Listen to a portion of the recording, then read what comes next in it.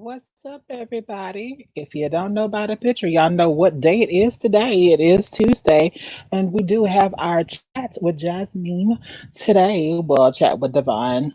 Don't forget, coming up this Thursday. That's this Thursday right here. We are opening up the um. Hold on, y'all. I'm getting hit from everywhere. We are opening up with a big bang this week. We do have our first edition of our Black Entrepreneurship on the Divine Zone. So y'all come in and y'all make sure y'all check that out because it's going to be, I promise you, it's going to be something very different from each and every one of my special guests that's going to be here. And it's going to be for our Black owned and Black operated in the LGBTQ ABCDEFG community. So please make sure you come in and you're checking that out. Um, Child, I'm trying to multitask. Y'all forgive me. It's going from one place to the next. Um, Make sure that's turned down so we can do that. So I hope everybody is going to be taking and sitting back and relaxing tonight. We're going to be getting into a different side of Miss Shayla tonight. I'm going to put up a couple of her things and then we're going to go ahead and drop that beat and get into this tonight. So she is a very, very laid back entrepreneur of her own in her own right. She gives us face, she gives us body, she gives us nails, she does all of that.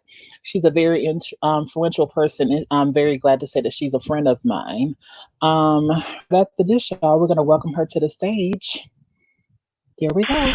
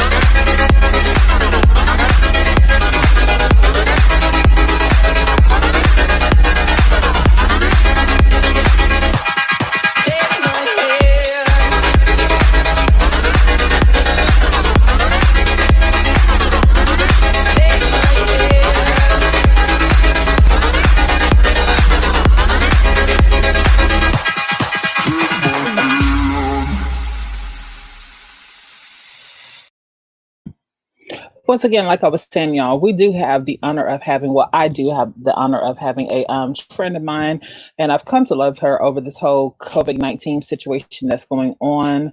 She is, I'm going to put her flyer back up here again because she deserves that. She is none other than Miss Shayla. I'm going to jack up her name so she can come in and read me for filth, but Miss Shayla Norlands Davis.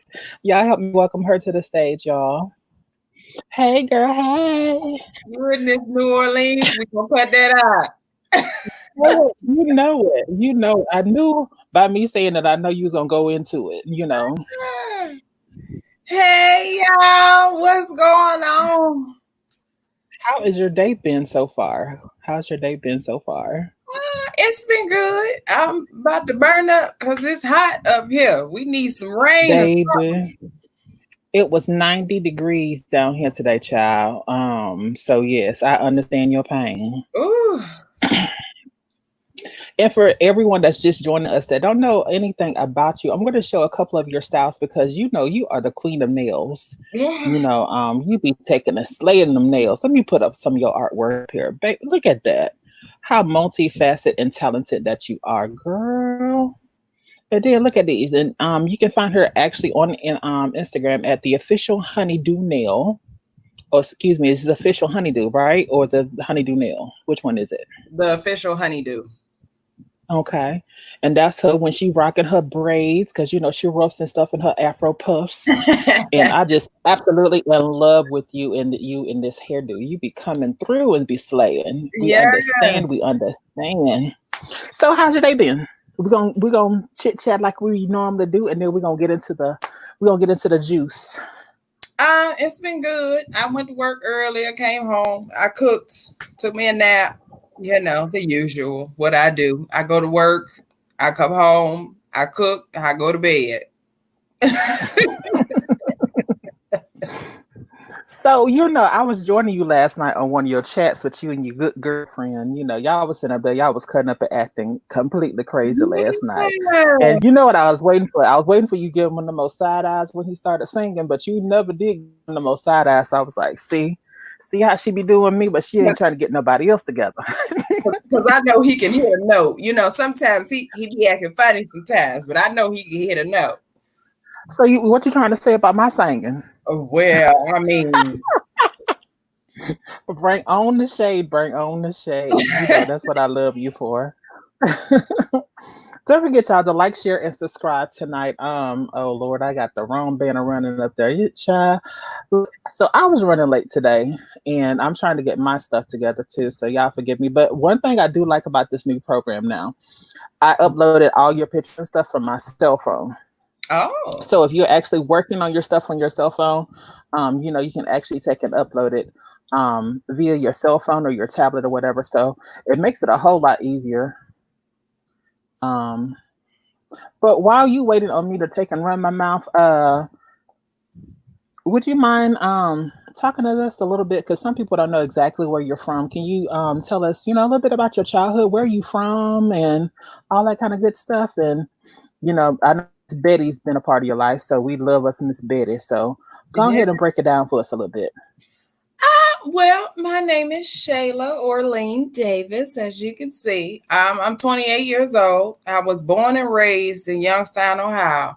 I have a country twang because my roots is in Tennessee, and I was Come raised. on, Tennessee. I was raised by my great grandma, so everybody is from Memphis. So when they came up here with that southern accent, I just how you just be around people, so it just rub off on you. Yeah, you gravitate towards it, and it just is there. Yeah. So, and I was raised by all Southern folks. So, yeah. No. Mm, That mm. good old Southern Baptist. Yeah, I'm a part of that too. Child, going to church. So do y'all roll up underneath the benches and stuff like that like they be doing down here? Because they be rolling and running and everything. Running through the aisles. They bust their head on a pew and get up and still be praising. I said, go ahead, girl. Savon said, "Come on, native, you old Tennessee Yeah. native. Come on." So you was just there for that song, Tennessee, Tennessee, girl, Tennessee. Do y'all see this red that's on my arm? Child, how about I'm so yellow you can get a suntan. Ain't that horrible? That is so horrible. And it's burning. Come So on, I Tam. feel fat and burnt like a bit. So, you grew up in Youngstown, or did you actually grow up in Tennessee? I grew up in Youngstown, but my whole family is from Tennessee. So everybody, like even when I was young, like they tell me, my family can tell me all these stories about when I was around my relatives. Like I grew up in a house with 9 people. So it was my great grandma, my great aunt, my aunt, her husband, my great aunt's husband. It was a lot. Like they was all Southern. So when they say it take a village to raise a child, they really do mean that because they all raised me. So Go ahead, because I have something to add to that. yes, growing up like that, you learn a lot from older people. So I guess that's why now I'm such an old soul. Like when I say I really am not the typical 28-year-old, I really ain't. Even my friends will tell you, them hoes don't even call me to go out because they know I ain't going.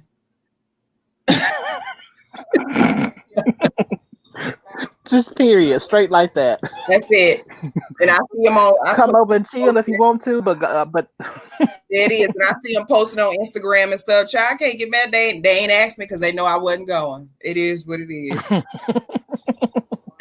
So you being around all that heritage and stuff, what is some of the key things that did you learn how to cook from them, or did you learn how to cook from Miss Betty, or like who did you really learn how to cook? Because I be on there sometimes when you be throwing down in the kitchen, girl. You can cook a little light something. I mean, I could fry a piece of chicken in here and now, Stir up a good old pot of greens with some ham hocks in them.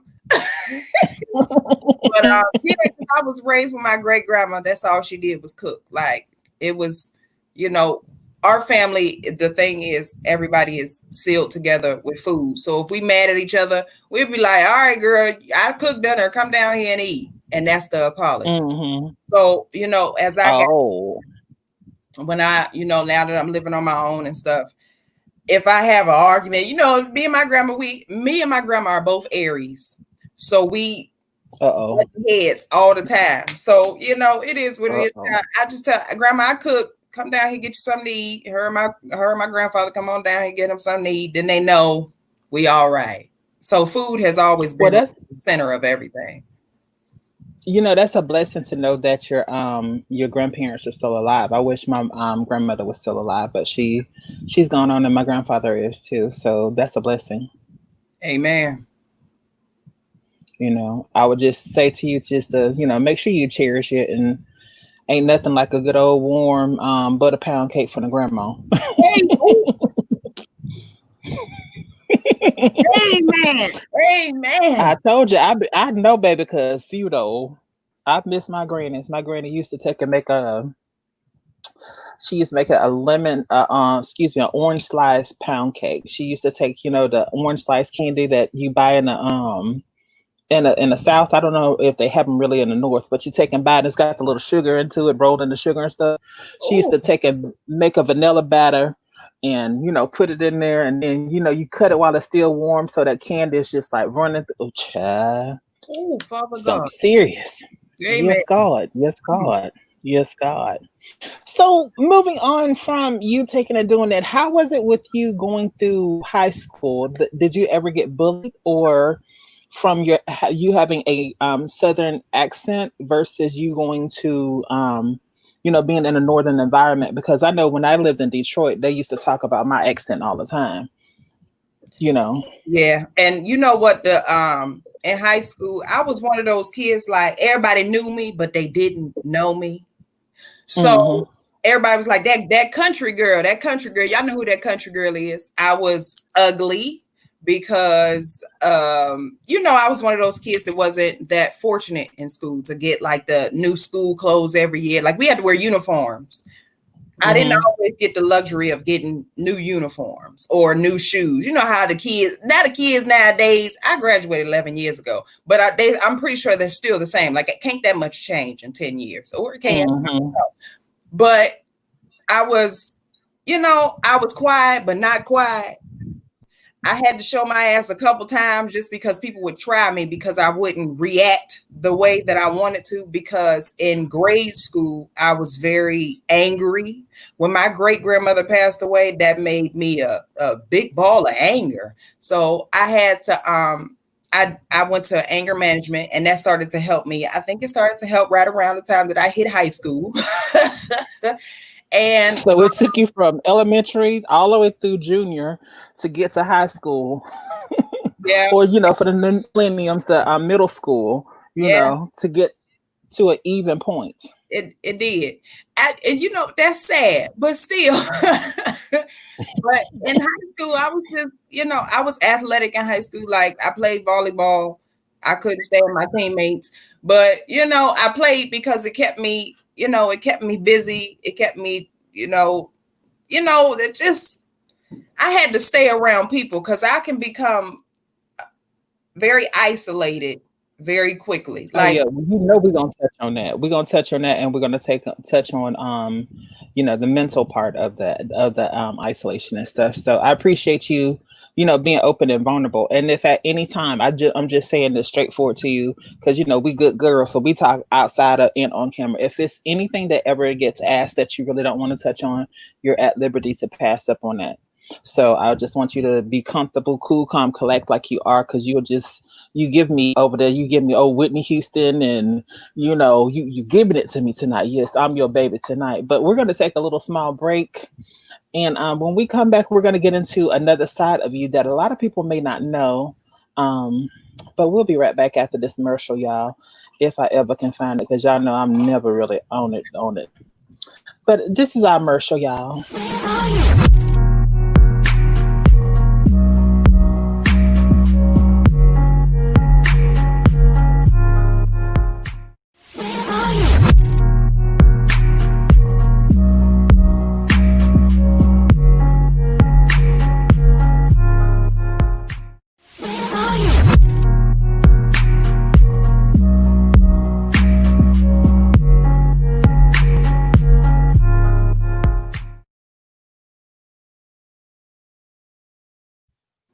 All right, y'all. If y'all are just going in, joining in with us tonight, y'all make sure y'all like, share, and subscribe. We do appreciate y'all being a part of the show with us this evening. I do have Miss Shayla with us. Miss Shayla's infamous of only being with Eddie in the morning, the Queen Supreme Court, Chi Gang, the Social Club, Mr. Six Aid, Chat with Divine, Divine Zone, the Cool Down. You just infamous. You just all the way around, and we just absolutely love you. I want to touch a little bit on another part of you that a lot of people don't know. I want to talk about what led you into being a part, an advocate for um, the alphabet community. For people that don't know, that she's very instrumental, and she a lot of us in the community uplift her as an ally because she is an ally of the trans community, not only the trans but of the gay community in general. So I'm gonna hush and let you have leeway. You can lead us into that any kind of way that you want to. But I'm gonna touch on something. So if you want to go ahead and lead way into that, you can. If not, you can leave it to my question. Uh-huh. You something else. um, I became I told you I'm gonna give you the power. I'm just gonna give it a little bit. I'm gonna give you the power so you can touch on as much as you want to. you know what? I actually became I didn't even realize how much of a ally I was to the community because I'm very accepting of everybody.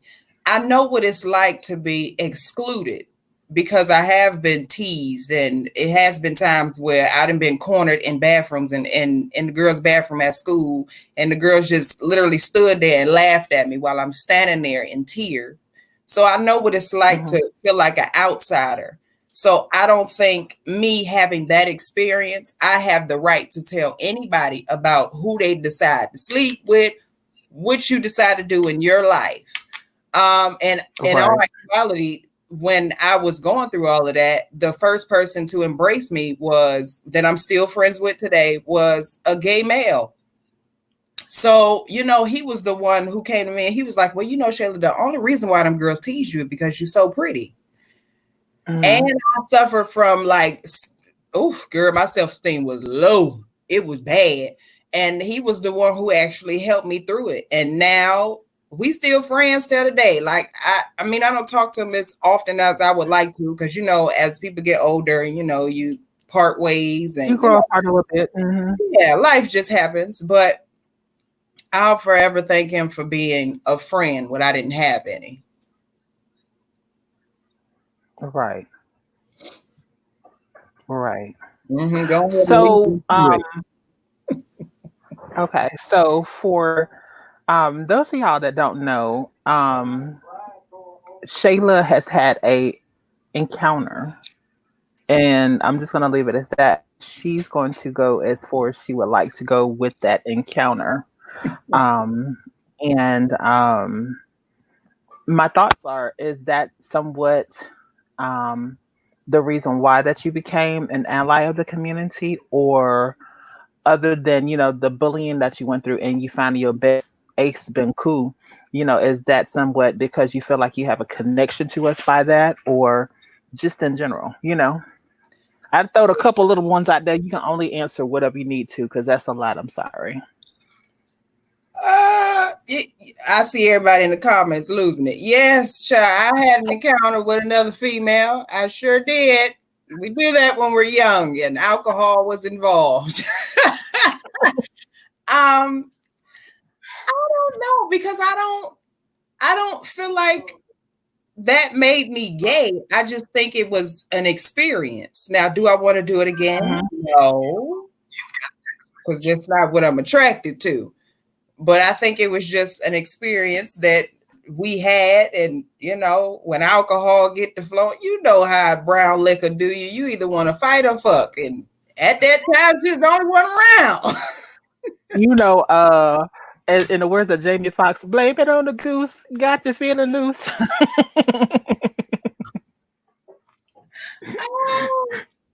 Oh Lord, yeah, that happened when I was about I want to say I was either 19 or 20. And that was at the time that I was, fresh from the nest.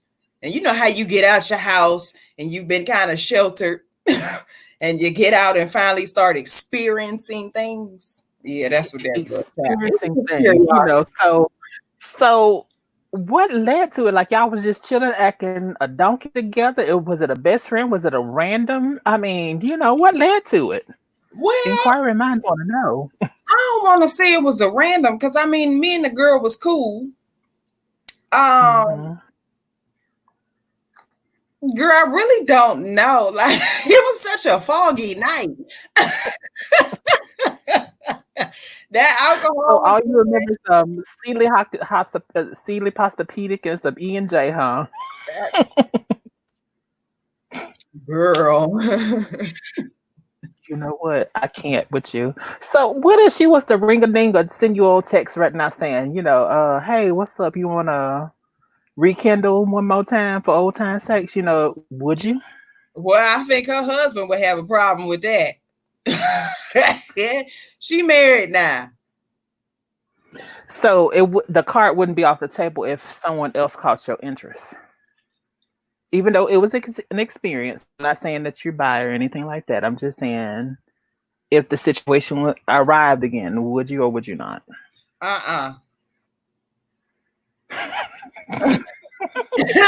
I'm not saying that to be shady or nothing because I love the community. We've already expressed this. It's just for me. And I will say the next day that I woke up, I had to get my head together. It took me about a week to recover because I was like, girl, what the hell are you doing, girl? This ain't the shit that you do. So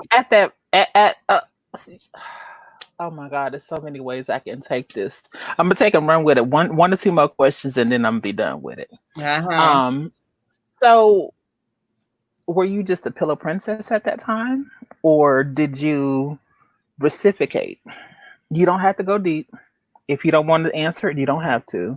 It's just I know it's a burning question. Listen, I'm just gonna say I had the full experience. Okay, enough said. So let me ask you this then. Since, so many people say that a male can't have an experience like you have and still be classified as straight. What is your opinion on that?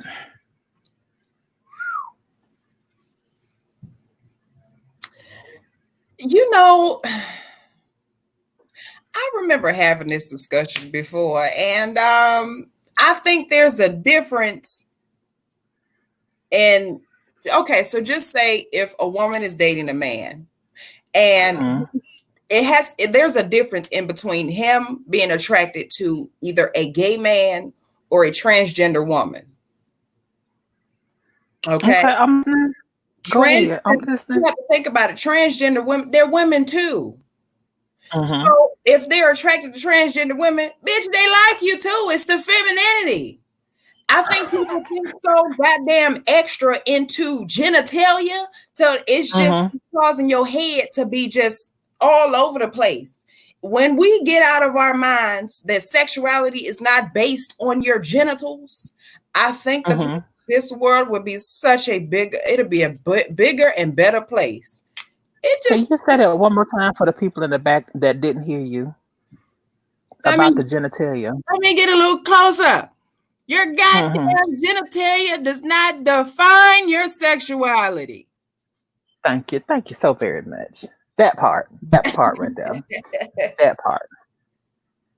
For those of y'all who are just now joining in with us, don't forget to like, share, and subscribe.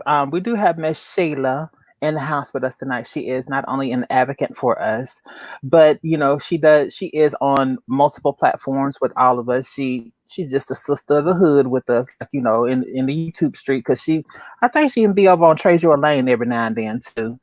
Shayla, do you want to drop your Cash App in the comment section, and then moderators can take and add you back and forth on there.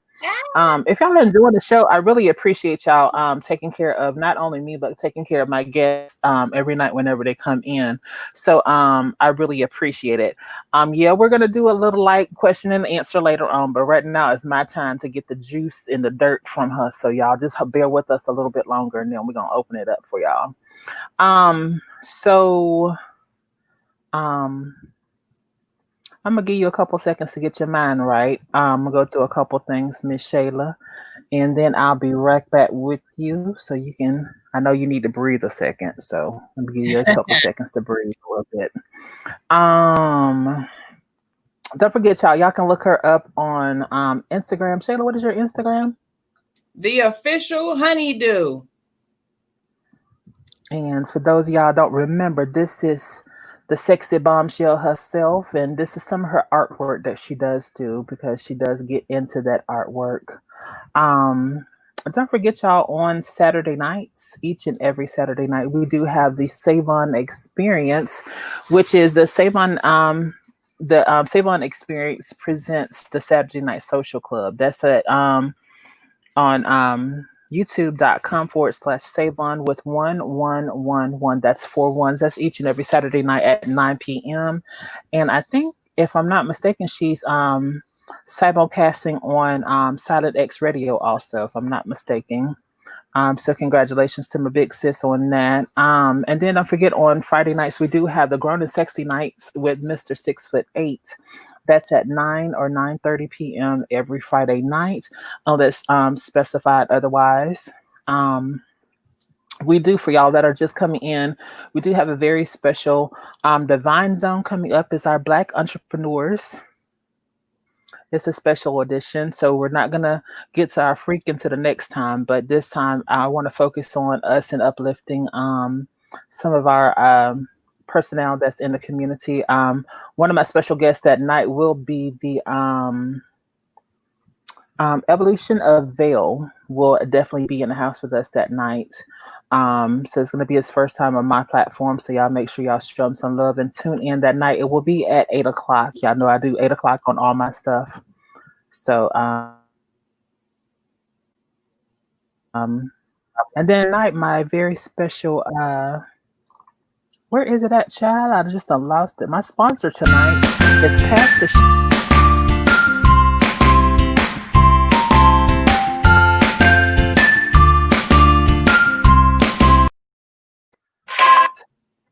Okay, so with Pastor Sugar being said, Shayla. So moving on from your being a part of the community and stuff, what prompted you to become an entrepreneur? Like, what motivated you to do that? Because I kept getting fired from everywhere I worked at.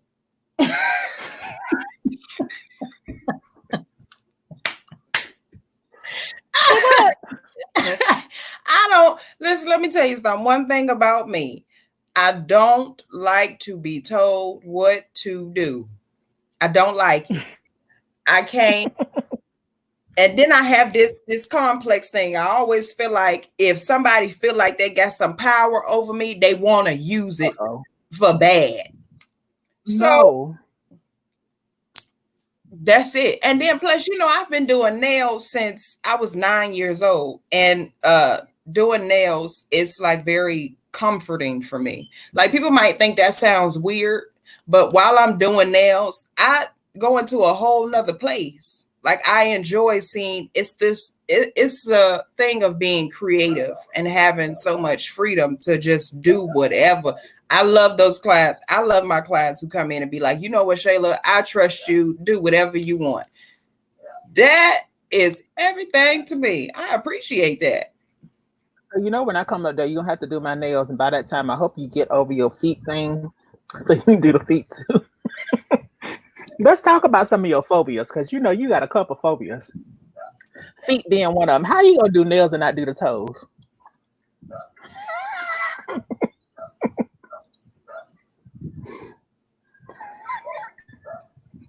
Let me tell you something. When I was in hair school, that's all they had. That's all I swear I had, like pedicure after pedicure. And then it was one bad experience that I had. I'll never forget this. It was one lady who came in and it was her wedding day. So her and her bridesmaids came in there and they got everything done. Hair, makeup, they was getting body massages, all that. So they was trying to loosen up. Yeah, I had to do the bride's pedicure. So I'm thinking, from the looks of people, this is where I first learned that it was true, that looks are deceiving. When that lady came in, she looked like she was clean and put together. When she pulled off that sock to put her feet in that water, let me tell you something, her feet was as black as my shirt. No.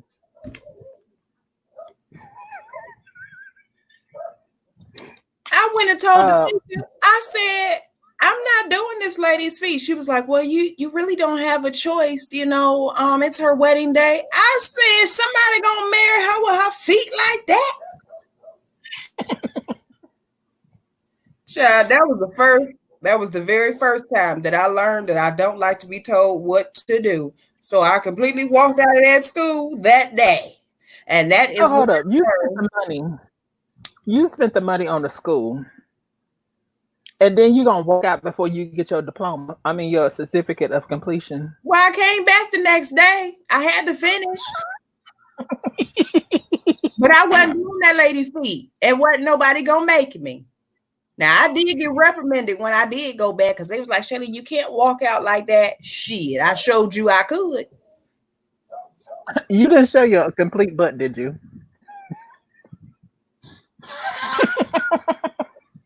I showed my entire black ass. Tell me I got to do that damn lady feet. That lady ain't took a bath in months. Oh, my God. If her feet that black, she ain't bathed. At least when you get in the shower, your feet do hit the bottom of the tub. Them feet ain't hitting the water. Oh, my God. I can only imagine. They probably stank, too.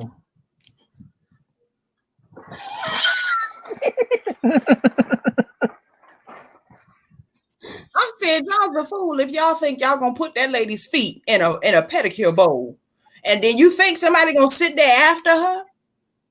Nah. Oh, hold up. Did y'all actually have like the old school bowls that they learned on, or did y'all actually have like the chairs? We had the full pedicure chairs. You know how you go to the Asian people, how they got those big comfortable chairs that massage your back and all of that? It was one of them. And she sat back there all comfortable and shit with her feet in that water, and I just looked at her. I said, I hope you're enjoying the bubbles because I'm not scrubbing your feet. She said she wanted you to get all of the blackness. I want you on the inside.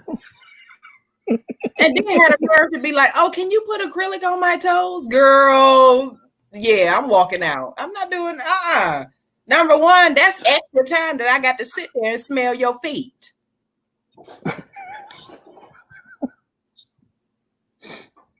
Well, Shayla, why you just didn't throw a little bleach in the water and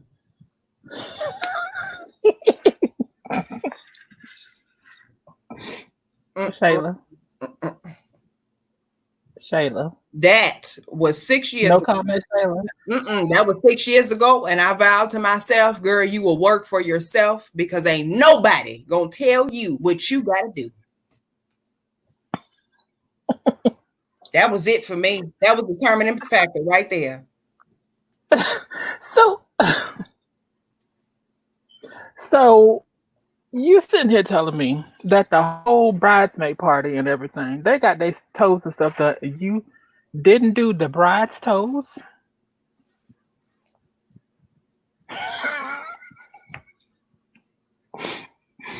Did you have an attitude when you told the teacher you weren't doing it? Did you at least pull her outside to explain to her why you weren't doing it, or did you embarrass her? I'm gonna give you the scenario. She sat down on the chair and she picked her feet up And I instantly seen it before before her feet even hit the water. So, So the bottom of it. yes, the bottom of her feet. And then she had little dirt marks on the top of her feet. Well, what? Hold up. So what? You said she had on socks though, right? Yeah. I was going to say, what if she had on a brand new pair of black slides and just? I'm trying to help her out. I'm sorry. It wasn't no help. Ain't no help. She can't be helped. She was a dirt ball. Jesus. So I went to the teacher. I said,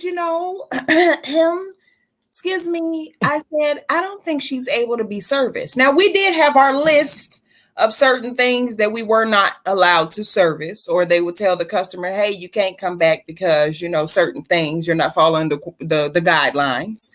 I thought for sure they would have turned her dirty ass. Go home and take a bath and then come back. No. What they said to you? Well, Shayla, you have to go ahead and do it. Or did they call you Miss Davis? Miss Davis, you got to go ahead and do it. Oh, girl, at this point, they didn't even want to use my name because they wanted to call me something else because I was pissed off. Did you at least take the teacher outside is what I'm asking? Well, our school, it was very big. So once I walked away, she couldn't hear nothing I was saying. But I told the teacher I had already had it. Pointing though? Huh? Was you pointing? I was very calm. I put my hands down by my side because I talk with my hands a lot. And I got these long nails. So, it's intimidating sometimes. Mm-hmm. I was very nice about it. I said, excuse me, sir. I said, I don't think she's able to be serviced here today. He said, oh, well, we don't have time to make that decision right now. Her wedding's in 2 hours. I don't give a fuck. That bitch could have took a shower. And this is hold up. So she came to the nail school to get it done.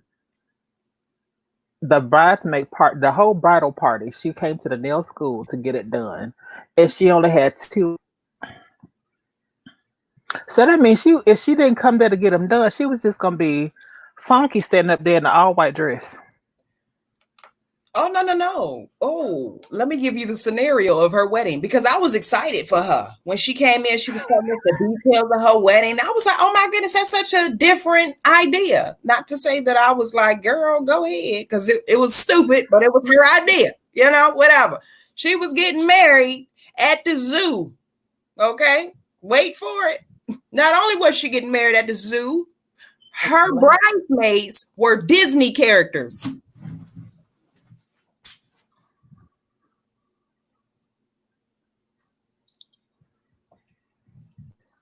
I don't think you heard me. Her bridesmaids were Disney characters. Hold up. Did you say Disney characters? Uh-huh. And guess what? She had a black girl. Guess what the black girl was? Tiana.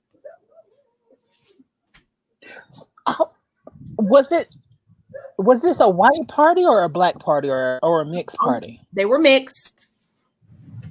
So the bride was Afro-American or was she a Caucasian American? She was, I don't know, child. All I know is she was mixed. She had some really pretty hair. Like she had a pretty face. She was built really nice.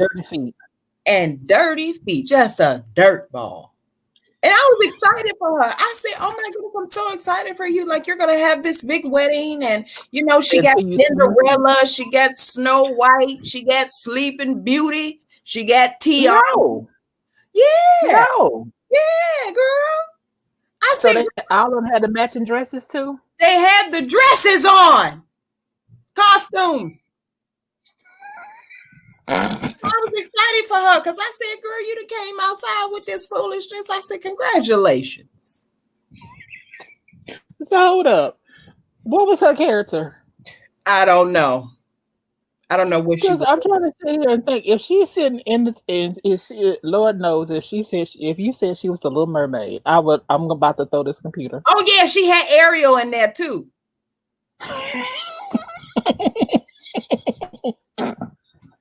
So what was the purpose of her having the wedding? Wait. And the flower girl was Tinkerbell.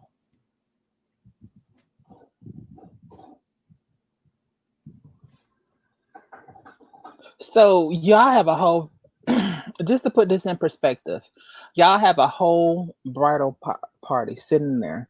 Everybody's in Disney costumes, heading to a The zoo. stanky zoo, and I'm quite sure it was hot. Um, and she had stanky feet.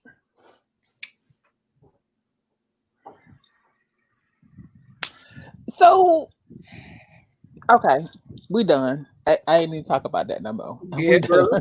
Let's gloss over that girl. Oh, Jesus. Because you look like you having flashbacks. I don't want you to get out right up in here right quick. I don't want you to do that. um so what are some of your aspirations for the next 3 months? Like where do you see yourself in the next 3 months? Um, Hopefully out of this coronavirus stuff because it's putting its foot on my business. Um, Hopefully in the next 3 months, I want to be back working as normal because I haven't been as normal since the whole pandemic has started. I need Hmm. to build my clientele back up because even after the pandemic, a lot of my clients didn't come back. Um, So what you're speaking on that or whatever, how hard was it for you to be a black, not only a black business owner, but to market and to advertise yourself to a culture that we primarily will go to an Asian salon to get our nails and hair done, well, not hair, but to get our nails and toes done for a cheaper price than what you offer. So how hard was it to get them to leave Sudan, and to come to you for a while? well, when I first started, see the city that I live in, it's a very big monkey see, monkey do type of city. Hmm. So even with me doing nails, I still had other black nail techs to compete with, and they were more popular than me. So in that, when I first started doing nails, I was giving away free full sets just to show what I could do. Because I think when you do stuff like that, you have to show your ability that you can do it Hmm. before you pick up as a business. And even with that, I still have struggles now because I don't like social media all like that. And the only reason why I keep it is for advertisement because I know I need to Hmm. do that. Because in this generation, a lot of people only look at Facebook and Instagram. Now, I will say Right. that but you know what? Most of my clientele are actually men. Really? Hmm. Of the rainbow community or hetero? Not hetero. And majority of them are pastors that are in Youngstown. So it's Wow. like that they've been, they keep me encouraged and I appreciate them for that. And they actually care how they look. Like I appreciate a man who comes in and actually cares about the appearance of his hands. Not just Hmm. come in to get a haircut because we do have barbers there. They come in, they get a Hmm. haircut and a manicure. I think that's a wonderful thing. Yes, keep up with yourself. And then plus, I'm actually a likable person, and I'm a good listener. I think a majority of the men that come to me, I think they just like me to rub their hand. Hmm. They're rather you rub it and they know what you saying than Maylene, and then Maylene start talking about them in another language, and then it's on and popping. Hmm. They want to sit in my face and smile and stuff because they want to see how pretty I am. But that's fine, baby, because I get good tips off of that. Run me them couple dollars. Ah, runneth me that. um, we're gonna take and we're gonna pause a little bit right here and go for another commercial. And then this last little segment that's coming up, I want to talk about some of your anxiety issues that you really don't open up to people about, and mental health in the Black community from your perspective. So y'all don't forget to like, share, and subscribe, and I appreciate everybody that's being in with us tonight. I'm really enjoying this conversation. You just really giving us the vibe, but we'll be right back, babe.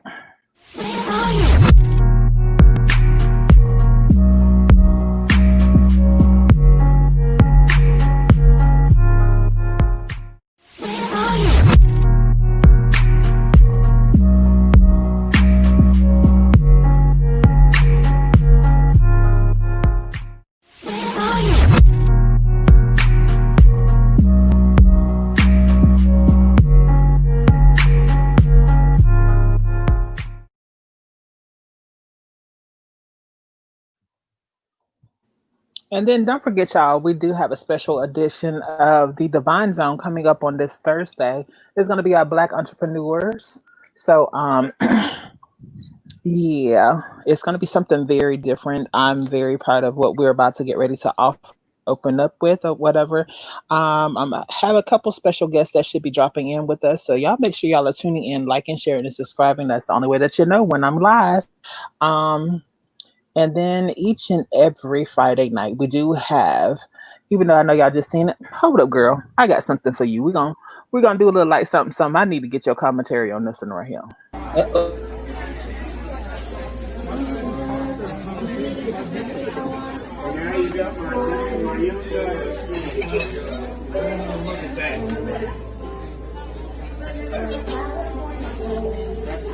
Ma'am, you're gonna have to leave, please.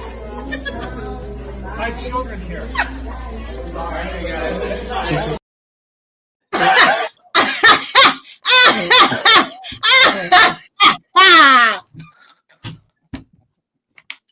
So, what's your thoughts and opinion? I'll be right back. What's your thoughts and opinion, Shayla? Go ahead. Listen, oh, when I I'm first listening. seen that on Instagram, I fell out just like I just did just now. That shit is hilarious. So, what do you think her mental health was whenever she was doing that? Because she had on absolutely nothing, and she doing a drop it like it's hot, letting it down like it's warm in front of the whole white clan, and they was not having it. They Oh, was mad. listen, what took me out, that man was like, we have children here. Listen, the kids probably they probably gonna end up with somebody just like that when they get older. Keep playing. You know it. That's a big peach, fat peaches friends. Exactly, because listen, fat people got love out here. Yes, yes, God, yes, God, yes, God.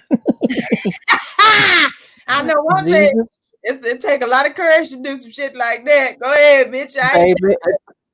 Did you not see her having her wig in her hand? So she just went right up there and she just doop, doop, doop, doop, doop, doop. And then she waddled right on out of there. Like, and what? With a That's what she said. smile She on said, her and face. what? Yeah. Oh, Jesus take the wheel. So, speaking speaking of all of that, I was shopping with you one day. And whenever you was taking and finishing up doing your groceries and everything, you was sitting and chilling there. We had started talking about something that a lot of people don't like to open up and share about. And one of the things that had caught my attention that you said it was, okay to talk about is your insomnia that you go through at night. Um, how has that affected your thought process as far as like your creativity and stuff like that is actually a real thing? And a lot of people are scared to go to doctors and stuff to not only to get diagnosed but to try to seek help with it. So how do you deal with that on an everyday basis? I drink a lot. No, I'm just playing. um,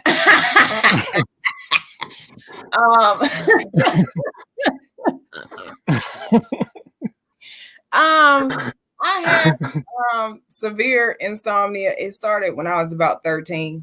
Um, I didn't. I didn't mention this. I had a heart transplant when I was 7 years old, and No, you didn't. yeah, I had a heart transplant when I was 7. So I've always dealt with, like as a child, I always dealt with like heart problems. And they started to come back when I was about 12 or 13 years old. So I was always scared to go to sleep because I thought that I wasn't going to wake up. So in the back of my mind, I always feel like I'm going to die in my sleep. Like, I think that's like the worst. I think that's the biggest fear of mine is dying in my sleep. So it makes me, I have to calm my nerve for me to go to sleep and actually know that I'm going to be okay. And if the Lord blesses me the next day, that I will wake up. So that's where that came from. So, you know, I do realize that, and it's a powerful thing because, you know, when I was going through nursing training and everything, you know, that's one of the questions that they ask you is that what are some of your fears? And so you just said that I had really forgot about that question, but one of my fears that I expressed to them is that, you know, um, I don't want to die alone because so many of us, you know, we get older and we don't have, you know, a lot of us are not fortunate enough to have relationships and to grow old with people or whatever. And, you know, to know that I can't even hold a loved one's hand when I pass away, that's very scary to me. And it's like, it's very crippling. And a lot of my uh, situations whenever I was younger, even a couple years ago, when I went through my bout with depression and stuff, that was one of the things that had on my mind is that I didn't want to grow old by myself. And I felt like that I could have passed away at any time and nobody's going to be there to not only remember or miss me. And I know this probably sounds really shady or I don't know how to even describe it, but I understand you. I'll just put it like that. So I do understand that. Um, so I wanted to touch a little bit more on when you said you had went through anger management and seeking help and counsel for that. For some of the people that are in our audience that doesn't feel like that, you know, go to church, you pray it out, or this, that, and the third. Do you feel like that that people should actually go and seek professional counseling whenever they go through that? Because some people don't know that they're clinically depressed or different things like that. So what are some of your thoughts on that? I think they definitely should because my family was one of them too. Like even as adult, even as an adult, I still got my therapist on speed dial because I could snap that quick. Like I was diagnosed with bipolar depression, so I could be okay one week, Monday through Friday. Saturday morning I wake up and it's a whole nother situation that I'm going through. So I have to. Mm-hmm. I need my therapist in order for me to, you know, help me talk through it. And I understand when they say you got to pray to God, God can help you. I get that part, but sometimes you need somebody to talk to here that's going to say something back. Someone physical. You want that physical connection with someone.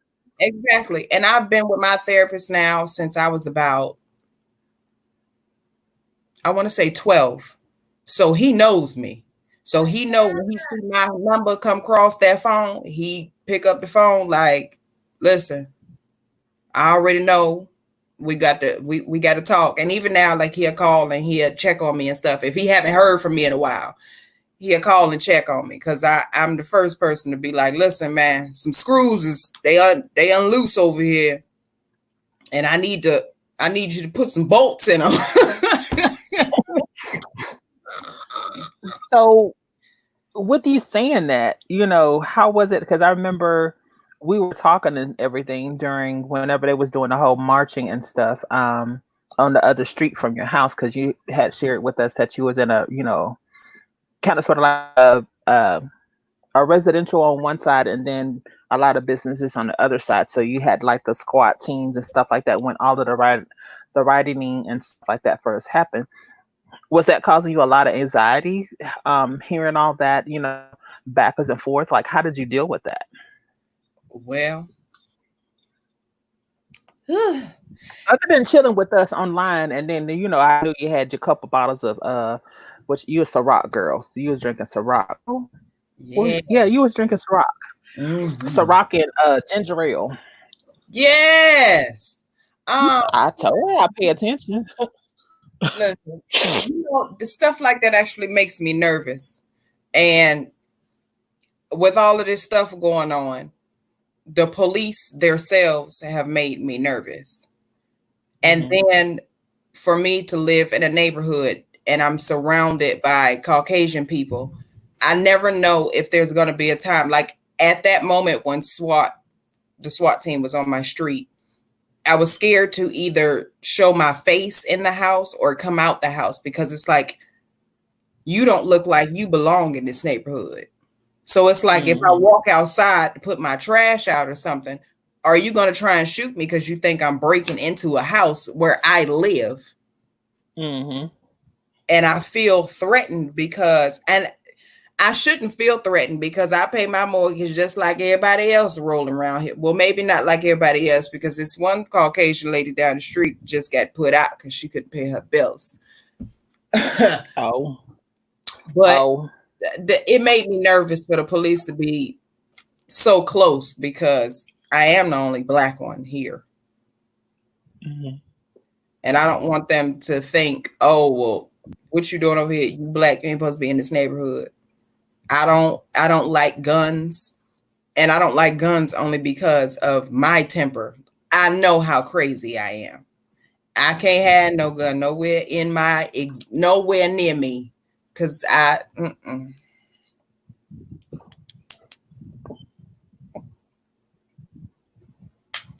don't need it. But you still handling with the hand, so you know.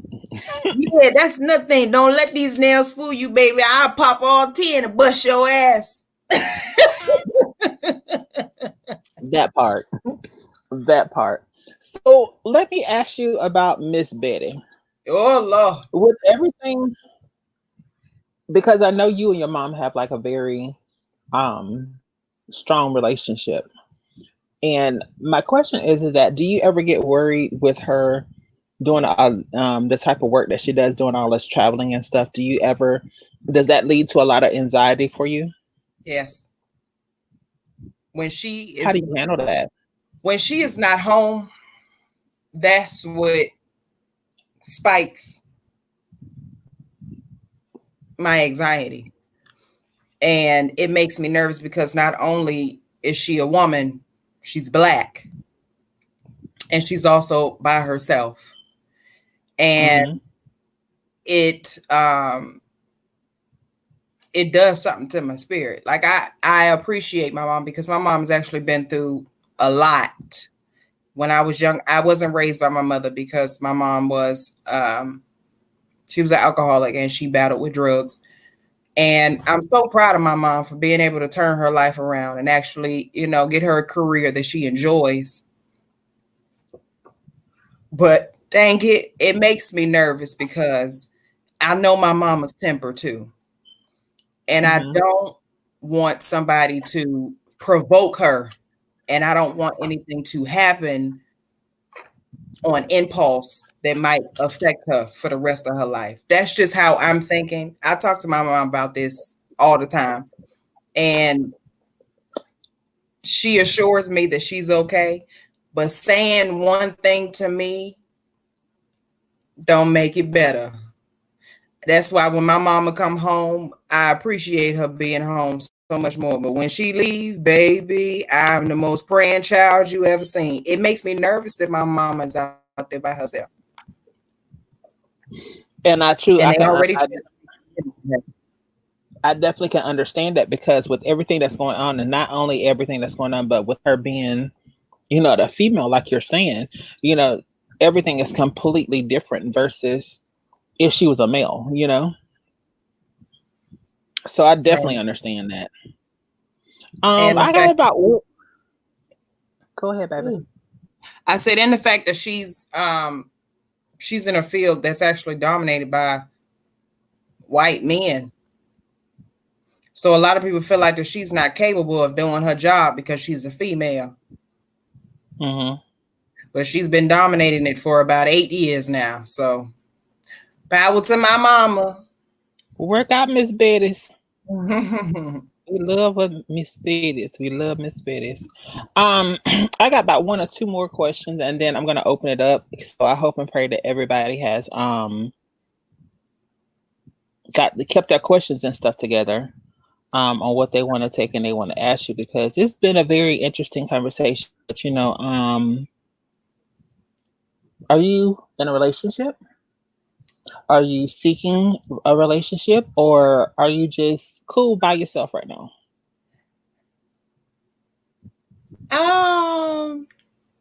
And if you don't want to answer it, you don't have to answer it.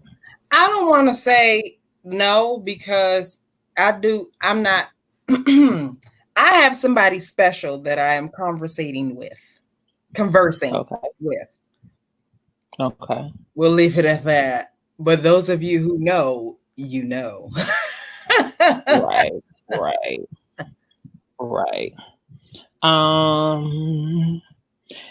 What's my last question? I got one more last question.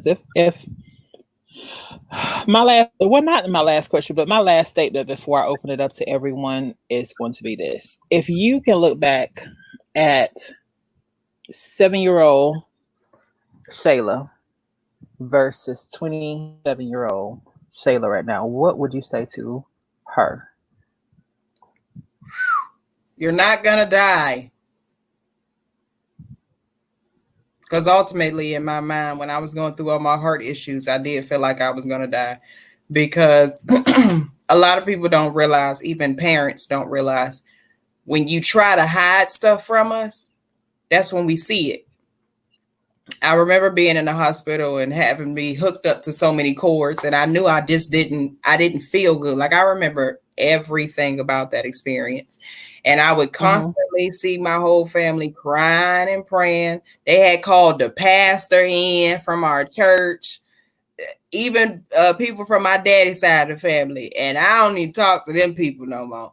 Even the people from my daddy's side of the family was up at the hospital. I had to go to Cleveland Clinic to have my heart surgery. So I didn't think it was as serious as it was when it first started. But when it was time for my surgery, that's when I knew it was like, okay, girl, this is serious. Because, your mom out here falling out. My great-grandma really wasn't, in the best shape because she was older.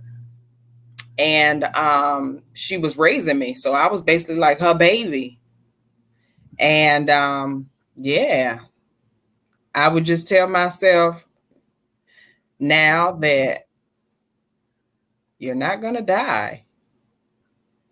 I think that's the plain message, because even at 7 years old, I had really counted myself out. Like, I was just like, I was more worried about my family. Like, what is my family going to do when I'm not here and they can't see me grow up? That's what I was most worried about. Gotcha. So, with that being said, because that was kind of sort of on a deep note right there, I'm going to run a commercial, and then we're going to open up. First and foremost, I say this: do you feel like doing a question and answer? Because if you don't, I think we had enough of your time. If you don't feel like it, if you do, then I'm going to open up the live for question and answers. But if you don't, you don't have to. So yeah, I'm leaving that completely up to you. And say a couple words. Okay. So y'all don't forget, coming up this Saturday. Sorry, wrong one, child. Coming up this Thursday, I do have my first edition of the Black entrepreneurs in our community. It's going to be a special edition of the Divine Zone. One of my featured people is a current YouTuber. His name is The Evolution of Veil. He will be in the house with us. Shayla, you're more than welcome to come and be a part of the panel if you want to. If not, I do understand. But 1 second, y'all. We'll be right back.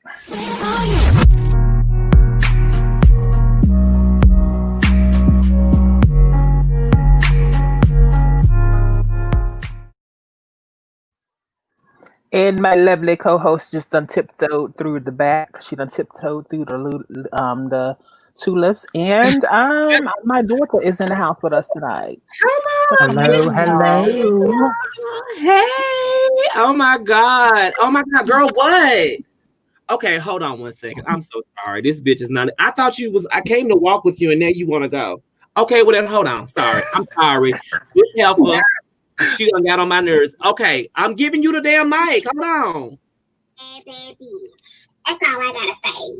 You just giving me everything, girl. Your interview has been everything, honey. And you know, I also suffer from bipolar. And sometimes I just wake up and I just want to hit a bitch. I just walk into the front, I just want to knock the holy fuck out of Savon, you know. But girl, I try to woosah and I try to keep myself together. And oh my God, girl. So like, what are other ways or other mechanisms you use to help you from beating a hoe and choking her ass out like I be wanting to do? I mean, Savon, like I mean, my friend. Like, you know, a girl. Oh my! Oh my God! That was Well, she gets on my nerves, but she always over here though. Get out! Watch out of your business. Oh my God! Oh.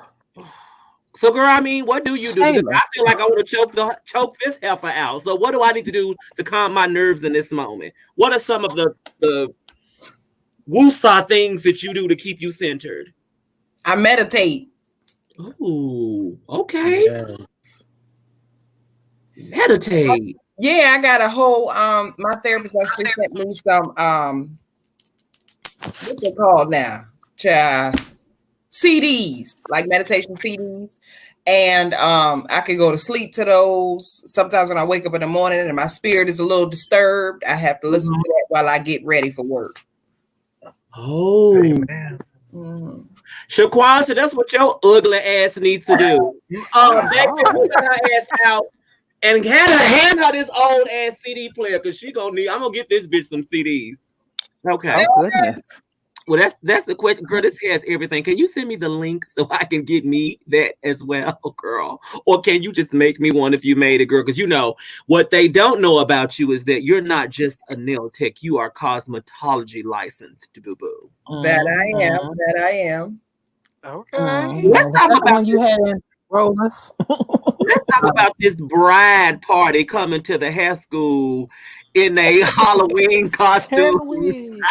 Because I'm still confused. It was a zoo and a Disney. Y'all was at Disney World at the same damn time. Yes, listen, Leander. She said they came in the hair school. First of all, they probably pulled up, girl, in a double Dutch bus, baby. They funds was major, honey. And then they got out to school with their dirty feet. What did Platypus think she was gonna do with them feet? But why the black girl had to be Tiara? We had a black Cinderella, and we about to have a black Ariel. I feel some type of way about that. I'm just glad that they had a colored, an African American there. Her bridal party was very inclusive. Very diverse. It was full of shit. It sounded like a 6-year-old birthday party. That's what it sounded like, but no tea, no shade. Oh, the shade. Real. It did sound like, my 8-year-old, my niece. Okay, like. But you know what? For real, I really wanted to go to that wedding because I wanted to see. You wanted to watch? Yeah, because I wanted to see, like, was she gonna walk past the lions or the monkeys?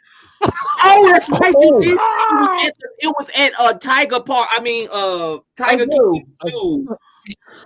Oh. And this was in Young. That makes me really want to come. Like, I really want to come up there now. Like, I wanted to see who she was marrying with them dirty feet. I want a tour and everything. Leander, we need to go. Look, and we need to just Jasmine, look. Come on, this is a trip, and we need to go so she can give us the official tour. I want to go to the house that old man live in. What did he invent? The Thigh Master? What is it that old? Did you say the Thigh Master? The Bowflex. The Bowflex. I want to go to his ex-wife's nail salon. Like I want. Jesus Lord. Listen, and he graces our community a lot. And I done been to his house when he has like his Christmas parties. Like he got real rich Christmas parties. Like they're so rich they got nuts in the bottom of their champagne glasses. They have what? No. Lychee nuts. Really? Mm-hmm. Oh, that is rich. Yeah. You said what kind of nuts? Lychee nuts. Oh. They look like little white balls. White balls. So in other words, they have balls in their wine, their glasses. Good nuts. All the wives are walking around with their husband's balls in their glasses. Heck no. Mm. So, did y'all have anything that y'all want to ask Shayla before I open up the live to everyone else? I didn't have anything I wanted to ask, but I will You say know, I about always y'all.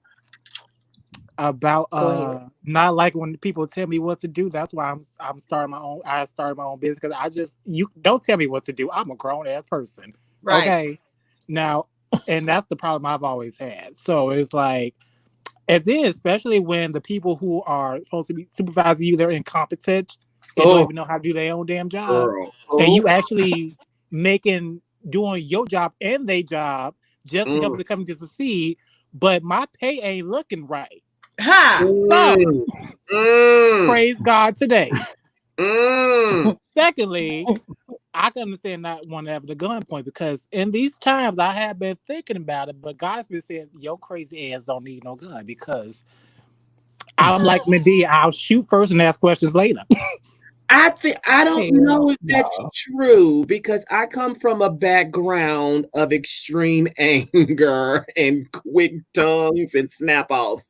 And I have several. I think that's the one thing that probably keeps me from popping off is the fact that I know that I can do it. You know? No shit. Shayla just left. Girl, she ain't gonna never come over here. I got cats and guns. She's just ain't gonna ever feel welcomed in my home. Poor baby. I'm gonna have to go to my Airbnb, girl, when you come here. That's what I'm gonna have to do. And I just gotta come visit you when you come visit me. That's what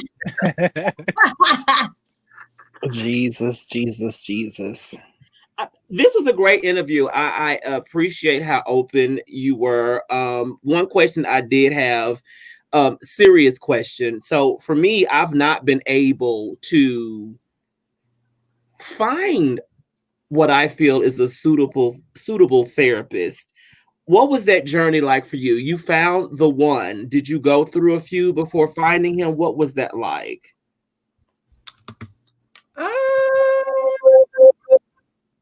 I was passed along to him actually because I think the therapist I had before that, they just couldn't handle it. I was going to the school counselor at school, and they seen that I needed something more than just a school counselor. Mm-hmm. So I have a choice in a therapist. I don't want to, and this might sound biased, and please don't get mad when I say this. I preferred a male therapist over a female. Okay, that's fair. Because females are always going to think that it's all about, even though females do work on emotion, I get that part. Yeah. But this is not just an emotion. It's some stuff in my head that needs to go. Yeah. And I need a male to tell me because I know that they're going to be completely honest. Yeah. And a lot of times, do you feel that the process is more simplistic? They get right to the point instead of walking around the bushes and the trees and the lions, tigers, and bears. Right. Oh my. Yeah. I mean, I really need to get me one. I'm one of those people that absorb and hold in everything, and then you'll find out at the ass end all the shit that I'm going through. But I also have, this is a quality that I don't like, but I feel like it's something in my spirit that's speaking to me. All of the ones that I've gone to, I feel like I'm smarter than. No. Like I feel like I can diagnose myself better, and I want someone who has a wide range of experience. Is that the word that I think I'm looking for? You know, that can really, because I'm a peel, and I know that, and I need And I think that I would like more to have more of a male therapist. Stop laughing, Jasmine. I think I would like to have a male therapist too, but I just really want somebody who's in depth. And I feel like an older one would probably help me. Yeah, because mine is in his 60s. I'm gonna keep looking. I really am. But I wanted to ask that because that's something that I struggle with, and I don't talk about personal things easily. So I tend to go in there paying them, making them earn my trust. Girl, waste of money. It does take a while to find like the right therapist for you. Like it is a shopping experience per se to say. But once you find that right one, Lord have mercy, Jesus. It makes a world of difference. I want to find it. Well, that's all that I had. I definitely will let, if anyone else wants to come in, definitely throw me to the. Oh, wait. StreamYard allows more than one now. Yeah, I wasn't even going to say that. Thanks. Oh. Sorry. We're going to get ready. Leander, do you want to ask anything before I open it up to everyone? No, I'm good. Shayla, this has been an awesome interview. I feel like you were just honestly like a twin sister because when you was just saying so like, girl, yes, I feel the same way. So I'm just on point with it. Like you were awesome, girl. Can I say you were just always slayed to the gods. Oh, like thank you. hair, nails, face, outfits, everything, baby. Like I try. Well, I'm always playing with the outfits because I go shop. I got brand new clothes. My closet. I don't go nowhere. Okay, we can't go nowhere now. That's the problem. And I don't go nowhere. And then the thing is, this is another point I wanted to make. A lot of people was like, "Oh, well, I cut my hair." For those of you who didn't know, I went through something, and the quarantine really got to me. I thought because I like to stay in the house that I was going to be okay, but it was the fact that I have to get through my head. You in the house and you can't go nowhere. So that made me think about a whole lot of stuff. I couldn't go to work, so that all the creative ideas that I had in my head was stuffed in there. Plus, I'm dealing with my mama was on the road during majority of the time of the coronavirus. So I cut my hair out of impulse because I didn't have nothing else to do. So that was therapeutic to me, cutting your hair. I feel like when I cut my hair, I felt like I got rid of a lot of problems and troubles that I had. I feel that way when I shaved my head bald, and I've not gone back since then. I did. I did. I feel like it was very therapeutic. Now, don't ask me to go outside without a hat or my wig hat on. Okay, we ain't there yet. But we ain't doing that. We're not gonna do a Sinead. But I haven't got there yet, so I'm good on that one. She said, "I'm good." I've thought about it a few times myself. I ain't gonna lie. Like, don't do it, Jazz, but don't go into the light, Carolyn. Oh, I'm not. They have bald head wigs for that. I don't. I'm you said good. they got bald head wigs. Period. So we're gonna get ready to open it up for a little live question and answer. Here we go.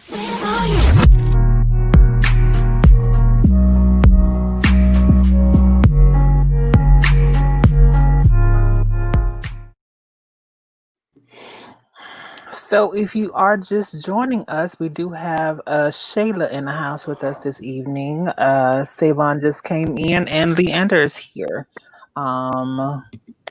Yeah, we got a evolution. What's going on?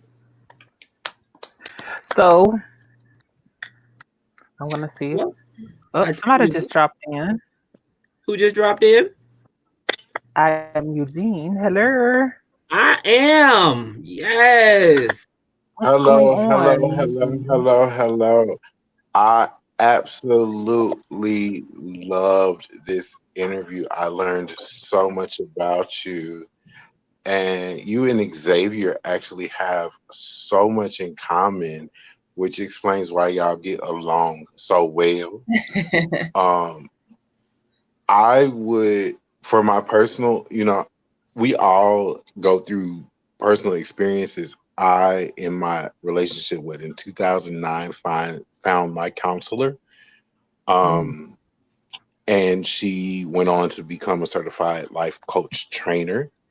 So I will say this: there are online counseling apps that you can actually go through and find if a person's Christian, if a person's certified, what they're certified in, and find what works for you. But I'm so proud of you to get to from what you've told us from where you were and going through all of those things to where you are today, because I never would have thought that you went through those things. But like Jasmine says, everything we go through gets us to where we are. So I am so proud to know you, to actually have heard your story. I want to hear more. I want to hear little secrets of the nail tech, honey, because that whole little little zoo thing. When I say I died, so thank you for that. Thank you for opening up some of us, Maddie Mob and Chi Gang members, to really taking into consideration that we're going through and we do need professional help, and we should seek professional help and not just to always try to internalize it. Like Auntie said, that's Auntie. I don't care what nobody say. That's everybody Auntie over there next to you. But we internalize it and we just try to deal with it the best way that we can. For me, I found that in a lot of groups that we have, it's therapeutic for me. So, with that being said, thank you for opening up. Thank you for being authentic, true to yourself. And I love this hair. You making me think about whether I want to stay married or if I want to go on here to the other side. It's beautiful tonight. Beautiful. Xavier about to beat your butt. You better stop. Not gonna do. Hold on, he's right next to me. Look. Xavier, go to the Hello, Hold Coco. Hello, Hello, everyone. Legally. How you doing? Listen. Hello. Hello. I just told everybody how y'all doing. Say what? I can't hear y'all. Hello. Can you I hear can't me? hear nobody either. I hear Coco. I can hear you, Coco. I'm in Leah? love with the Coco. I'm in love with the Coco. With the Coco. Yes. But We I ain't can't hear getting you, no Leah. Lolo. She ain't no cheap bitch, honey. She ain't no Lolo. Don't play. Oh, wait a minute. It's 7 people. Come on, stream, y'all. You just now It's up catching to on that 10. Shayla. It's up to 10, Shayla. No, Yeah. no, Shelly. Yes, up to 10. That's that right now. We don't have the time. We did We that can last get up to night. 10 now. We can get up to 10. We tested last night. What We did that last night. now, Shelly? I'm like, first of all, you ain't my friend. Don't be calling me Shelly. It's Shayla. We tested last night. We did test last night. Yeah, please don't call me Shelly. I started Welcome in. to say that, but I didn't. Welcome in. Welcome in. Who got the Leah. background playing? Yes, I am Eugene. Look, Right, who watching TV? I am Eugene. We can hear you. We hear you. Who got you? Who said that? Legally, Leah. What damn? She's not. Girl, that iPhone. She's dropping in Well, and out and in and out. I Well, was my unfortunate iPhone to is working miss some fine, of so- Hey, the daughter. Hey, Miss Shayla. Oh, Hey. what was? I'm sorry. Was Coco talking? Zyla! I'm sorry. I'm sorry, Hey, Coco. baby. What's up, baby? Can we get Coco? Coco. Baby? Oh, Yes, I was Coco. saying I missed a good little bit of it, but everything that I saw, I definitely enjoyed. yes. Well, we're definitely glad to have you here. I've been trying to get you on the live for a minute. Okay, Well, thank you for having me on. Not a problem. Leah's back with us. Whose microphone is giving echo? Is it me? Okay. No. You good now, babe? Okay. Hey Shayla. Hey everybody. Hey, sugar. Hey. Hey, how you doing? Oh, I'm just Hey. out of favor. Is glad to be amongst all the saints this evening. I do want to, since we're talking about the mental health thing and people finding a good therapist, I'll share a quick anecdote about my history. So I went last year to go find somebody to train me like an athlete to take the bar exam. So I wanted to find a sports psychologist, right? So I went through my insurance and they gave me a psychiatrist. I'm like, what the fuck? But I was like, maybe I'll get some good pills. I don't know. So anyway, so he was a resident, which meant he was going to be leaving. And so I was saying this because when you find a good therapist or any kind of this person to talk to, it's hard when they leave. And so I was with him for it sounds like a real boyfriend, but from February until now. And I actually started the new therapist on the 6th.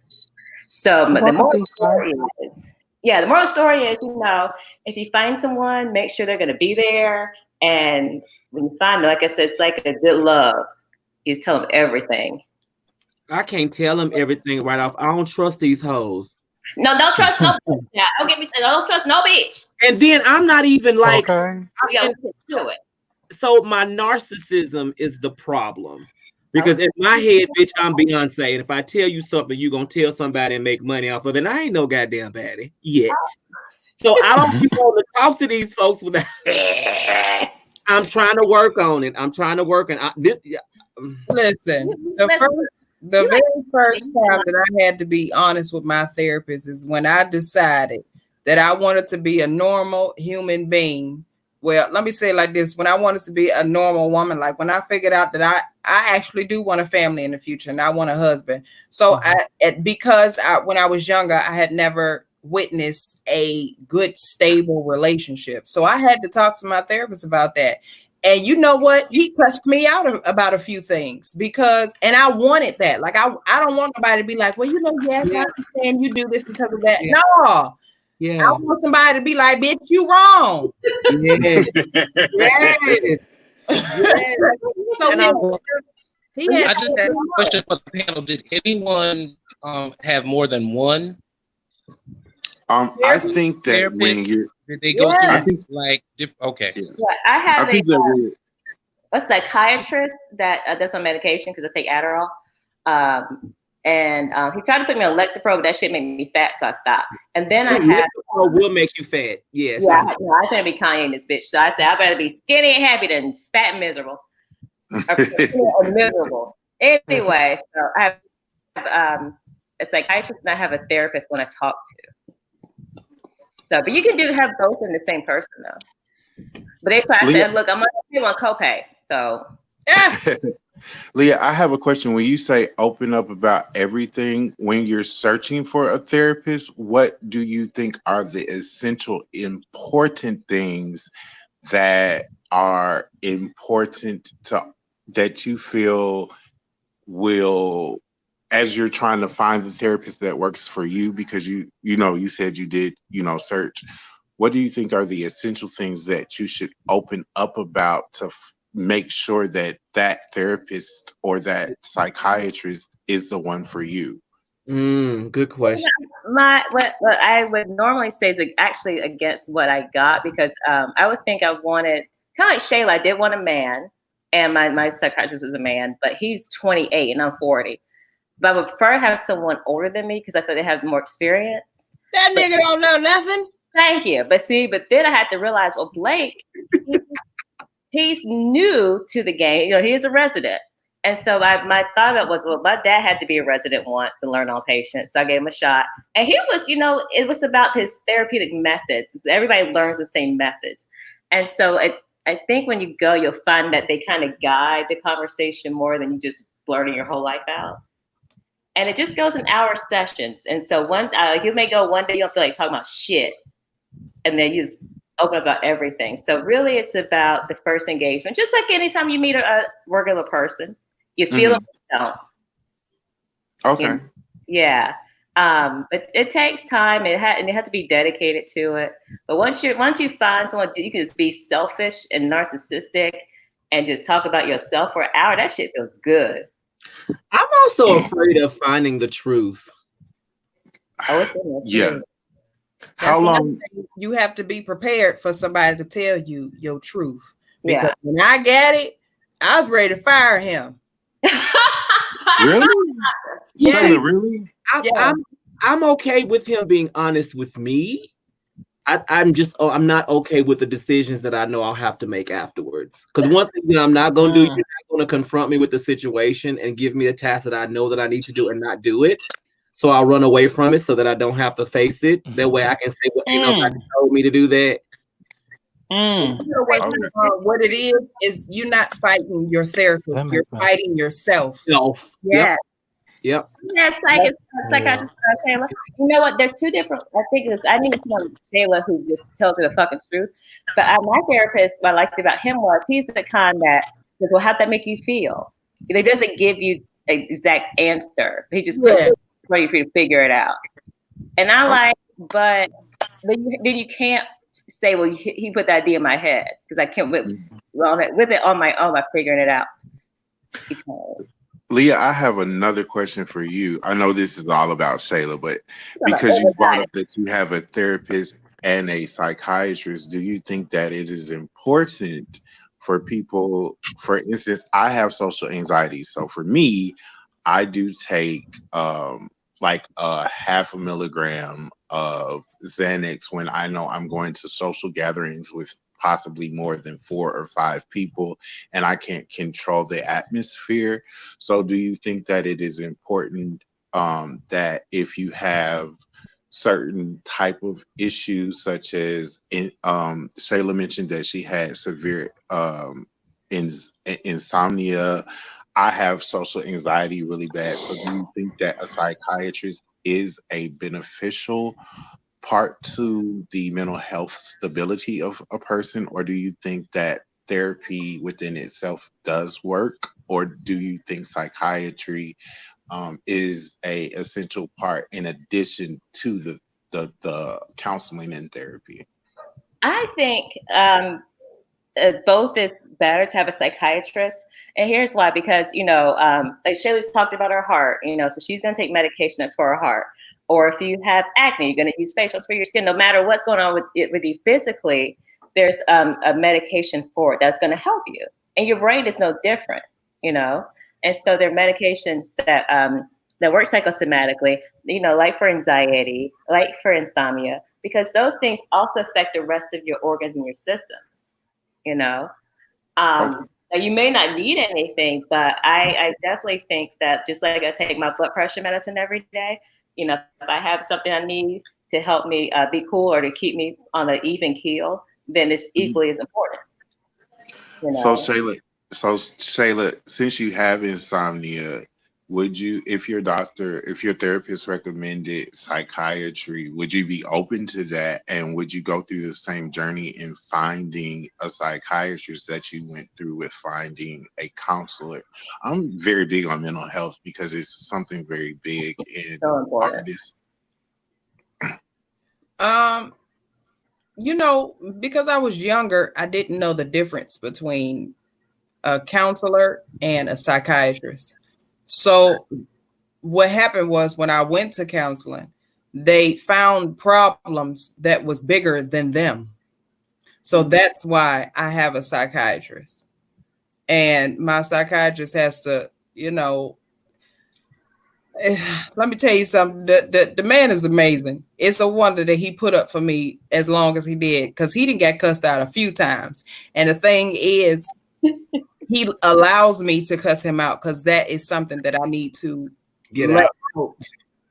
And also stuff that I need to hear. Like I used to think that I was always right. No, bitch, you wrong. Yeah. That's a couple of y'all on here. You know what? Excuse me. Ooh, you're talking to me, honey, because I know when I'm wrong, honey. I know when I'm wrong, but I don't like to admit it because I love it. That was my whole thing. No, you're a February Pisces. That's how they think. Let me Eugene, if you can, or this is where everybody's looking. I was kind of joking about the copay part, but actually quite seriously.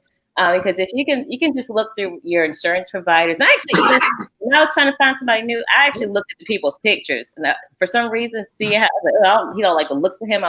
She too ugly or whatever. Wait, you based your therapist on look? Not just the look, on the vibe. Of course, if I find me a fine doctor, I was gonna go to him. I ain't stupid. Not a fine Now, doctor. Leah, you know you ain't supposed to be doing that Leah. like that. You want some eye candy, though. I ain't mad at you. Hold on, Leah. He had to be. So your requirements for your therapist? The ADD specialist, and I didn't get diagnosed with AD until I was 24. But if y'all seriously try to, if you want to do psychiatry and therapy, which I recommend, because number one, like I said, it really saves you on co-pays. And then if you have a reaction to your medication that affects your mood, you have the same person looking at you and talking with you about it. On both sides. Okay, great. That's great information. I'm gonna do that. And I think I would like the fact that we're able to do virtual as well. It's a lot of fun, y'all. Therapy is fun. I mean, well, I won't be able to do it right now because I'm not gonna lie. I'm not trying to have me a session in front of Bae. Like, there's some things that I don't even want him to know. Right. I will say this. My therapist, I started with my therapist in 2009 before I ever met my husband. And through technology, like, I was able to call my therapist if I was having a panic attack, because I've suffered from panic attacks since I was like 16. So I was able to call her in the middle of panic attacks and things like that. There are a couple of applications. I'm not at the computer right now because I'm, on my personal. So there are a couple of apps that you can look at, and there are a couple of websites that actually help you find the therapist, and they offer the virtual counseling at what's convenient for you, what time's convenient for you, what price range you're looking for. I've taken that route versus the copay route, only because I've had my therapist for almost 11 years, and she's like a family member to me. So it's like, literally, when she wanted to go into independent therapy and move from what they called them back then was psychotherapists. When she moved from psychotherapist to life coaching, we were able to talk about that in the way to direct her as far as churches goes, and she became a certified life coach trainer. So she's like my family member now, and I think a lot of times when we do therapy, my husband has had some good and bad experiences with therapists. Like you say, Savon, I think one of the things were because he's smart. Like, my husband is literally the most ratchetest geek I have ever met in my life. Did you say ratchetest geek? Ratchetest geek I've ever. I love it.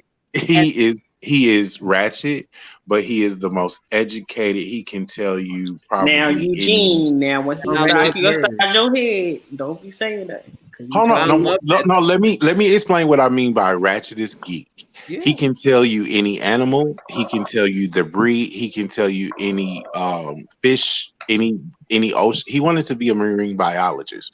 So, of course, by him wanting to be that, he really looks at history and life channels and things that really, I'm business. He's really about the anatomy and things like that. But with what he goes through, which is PTSD, due to things that he'll probably discuss when he was ready to discuss, I've seen doctors misdiagnose him. I've seen doctors give medication without, like, literally he was off of medication and they doubled the dose of medication. And that does happen. I've seen a lot of that. So what my questions to anybody who has counselors or psychiatrists are, when you see that, say you're off of a medication and you go back on a medication and a doctor gives you a double dose of that, do you trust the doctor or do you trust yourself more than you trust the doctor? Well, that's why I get Shayla? a second opinion myself. Shayla? About the medication. This is the first time. That was the first time that I ever cussed my psychiatrist out. I have an issue with taking pills just to. It's yeah, I really feel like when he prescribed that medicine to me the first time, I felt like he was just basically trying to call me crazy and write me off. Yeah. And that I had to realize that that's not what it's about. It is a medicine that I can take to ease my mind and my nerves, because it's not about me not being able to sleep. It's about me falling to sleep. Right. Every time I feel myself falling asleep, I get up because I'm scared to sleep. So what the medicine is there to calm me down in order for me to go to sleep. So like maybe it like gives you more, lessens your endorphins and increases your serotonin. That's all, your brain juices and all. And so like you may have the emotional component about your fear of dying, but it gives your brain, it's like, well, she's going to do that in her mind, but the brain, we're going to handle this. But here's a question to you, Gene. I recently, my doctor increased my medication. Adderall, baby. Luckily, I took it as prescribed.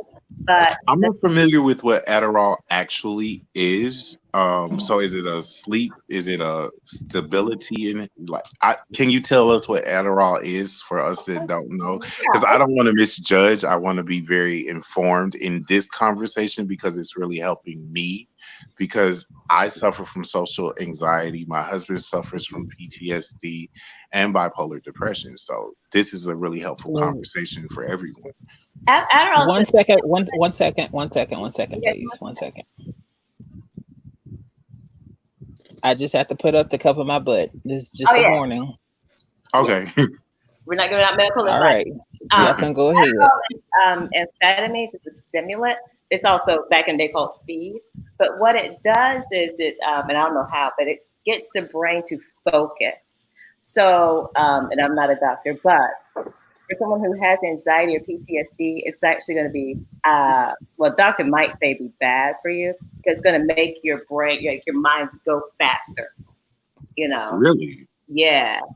So your thoughts are faster than the normal, or what's faster? You said it makes your brain go faster. So what makes your brain go faster with Adderall? Like it just, when I say faster, I mean, like for instance, I talk a lot normally, but increases. You ever been around somebody on cocaine? Oh. Yeah, girl. Okay. Leah, we on live. We can't all answer that question, girl. I already did. Never been. Do you know if you want somebody you love has done cocaine? It's like that. That talkativeness, that hyperactivity, except when you use it for what it's supposed to with Adderall. For me, is I get so out of focus. And so with my studies, it's really important I do stay focused, right?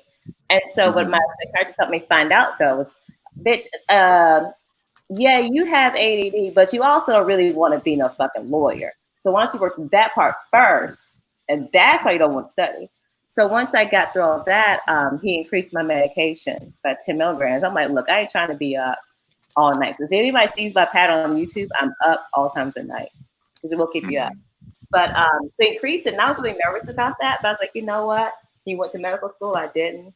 I'm going to trust. If I don't like it, I'm going to stop taking the shit. Okay. Hey, T Bless. Hey, T Bless. Hi. So if you don't feel comfortable after they prescribe a medication, do anybody that has medication, including myself, like I made my doctor for myself start me off on 0.5 milligrams of Xanax so that I can function. I didn't want to be asleep. Yeah.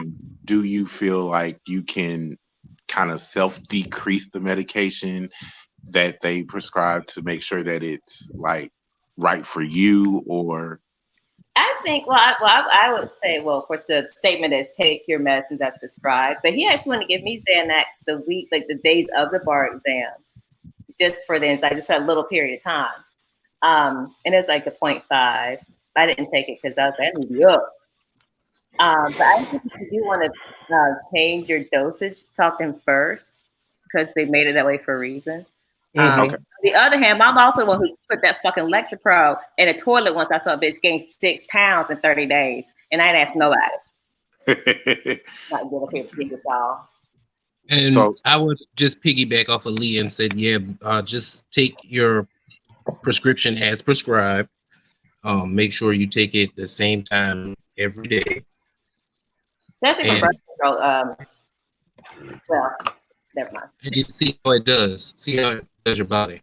And give it 30 days, you know, because a lot of shit starts off real rough, you know.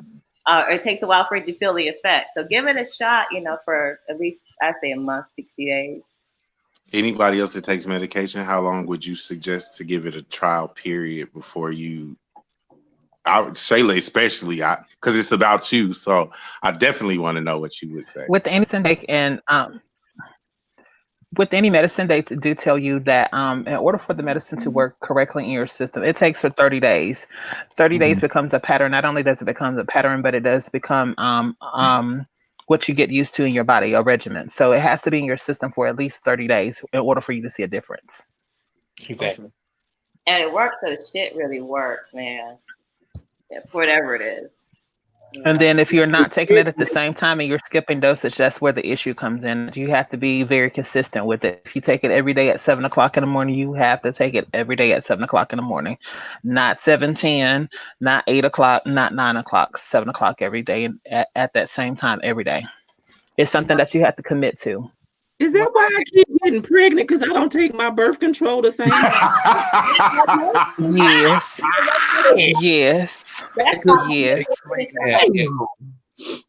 I don't take But that's the first thing. like when you wake up, so you take it at bedtime, you know. One But other that's what I like to drink too damn much to take Xanax. Well, But it that ain't is the main thing that they drinking. I still take my damn Xanax. So Wash it down. I'll take I mine. still take I mine don't watch too. it down with it, but you know, when I'm done drinking for the night and I'm going to bed, I gotta take it. Oh So. yeah, that's a nice combo. Shayla. Okay, so I will say this. I made the common mistake when I first was prescribed my medicine. I made the common mistake of getting addicted to it because the medicine I was prescribed made me feel like I was high, and I liked that feeling. So now I actually still got it. Now I've learned how to control it. I only take it when I absolutely need it. Okay, so you're very much like me. I take my medicine when I feel like, basically, if I feel like we're going on an outing and it's more than 5 people, that's when I'll pop a Xanax, or if I need to go to bed. Bringing it back to Shayla, who's the highlight of this show. I was just gonna do that because you know. Yeah, I just, mental health is very important to me, so I was really, really wanting information. But I had 2 really, really big questions because I'm from the Midwest. Being in Cleveland, I noticed that you said, excuse me, that we know you do nails, we see you do nails, but it was like you weren't getting the attention of other artists, or other cosmetologists. Being that nails are your specialty, what did you do specifically, if you can, not without sharing your secrets to success, but what did you do more so to drive that passion more so than anything to get to where you are now, where it's like, I want me an appointment too, because but I want my feet done. God. Who just hopped off? That Craig's window right there.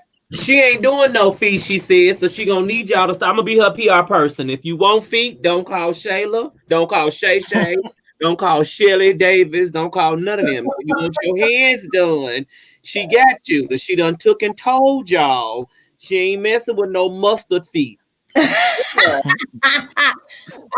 Before you answer that, Shayla. Before you answer that, Shayla, D-Star wanted to say something to you right quick, and because he's about to hop off to go to work, but he wanted to say something to you right quick. D, you got the floor. Can you hear me, D? You probably talking Okay. on me, babe. You on mute, baby. I didn't mute you. Okay, Shayla, go ahead with whatever you can answer, baby. What did I do? I actually had to find me a stable place to work because I pay booth rent. So, number one, I had to fix my attitude because I was one of those people where Not you. Can you call Shaquansha and talk to her about that, please? I had to fix my attitude because, for one, and then again, I had to focus on myself. I was too busy looking at what everybody else was doing and not pay attention to what I was doing or not doing. I got to a point where everybody around me was working and I was sitting around watching everybody working. And then I would go and cry and people would give me encouraging words and I go and cry again and then some more encouraging words and cry again. People started to be like, well, bitch, we're not about to keep encouraging your crying ass if you ain't going to accept what we saying to you. Message. So, so while you going, so period. I had to, I took a break from doing, after I got my license, I took a break. I took a whole year off. I worked a regular job. Once again, I was fired. And when I was fired, I came back to it and I said, you know what, Shayla? You have people to encourage you. You let those people know that those words are working. They want to see you win, but ain't nobody about to keep patting you on your back and they ain't got no reason to pat you on your back. So let me give them a reason why I'm succeeding. I want you to know that your words actually helped me. So that's really what it was like. And then I got into the right environment. Like the shop that I'm at now, I love it. It's so much support. And I got so many connections in the city. And, I just think it's a wonderful thing. I'm surrounded by friends who I love. And, we encourage each other. We bounce ideas off of each other. It's a wonderful thing. That's so sweet. So you don't need the lifestyle, please. When you stepped out of that, did you? I'm trying to ask this eloquently. Yes, Did you feel that you had to step out of that woe is me fucking mode and to take charge of what it is that you want to do and just take one step at a time? Yes. Because I was never like, I don't want to say I'm still not a people person, but I'm not a people person. Yeah. But don't nobody want to be sitting in your chair and you sitting there and you just, I used to sit there and I used to tell people like, I don't even know why people come to me. I'm doing your nails, right? And I'm like, I don't even know why people come to me. I ain't hardly got no appointments. I had to stop making it seem like my clients weren't appreciated. Yes. So, once I started showing up, I started to open up my mouth more because a closed mouth don't get fed. Come on, Tennessean. You just got to reevaluate yourself. Yeah.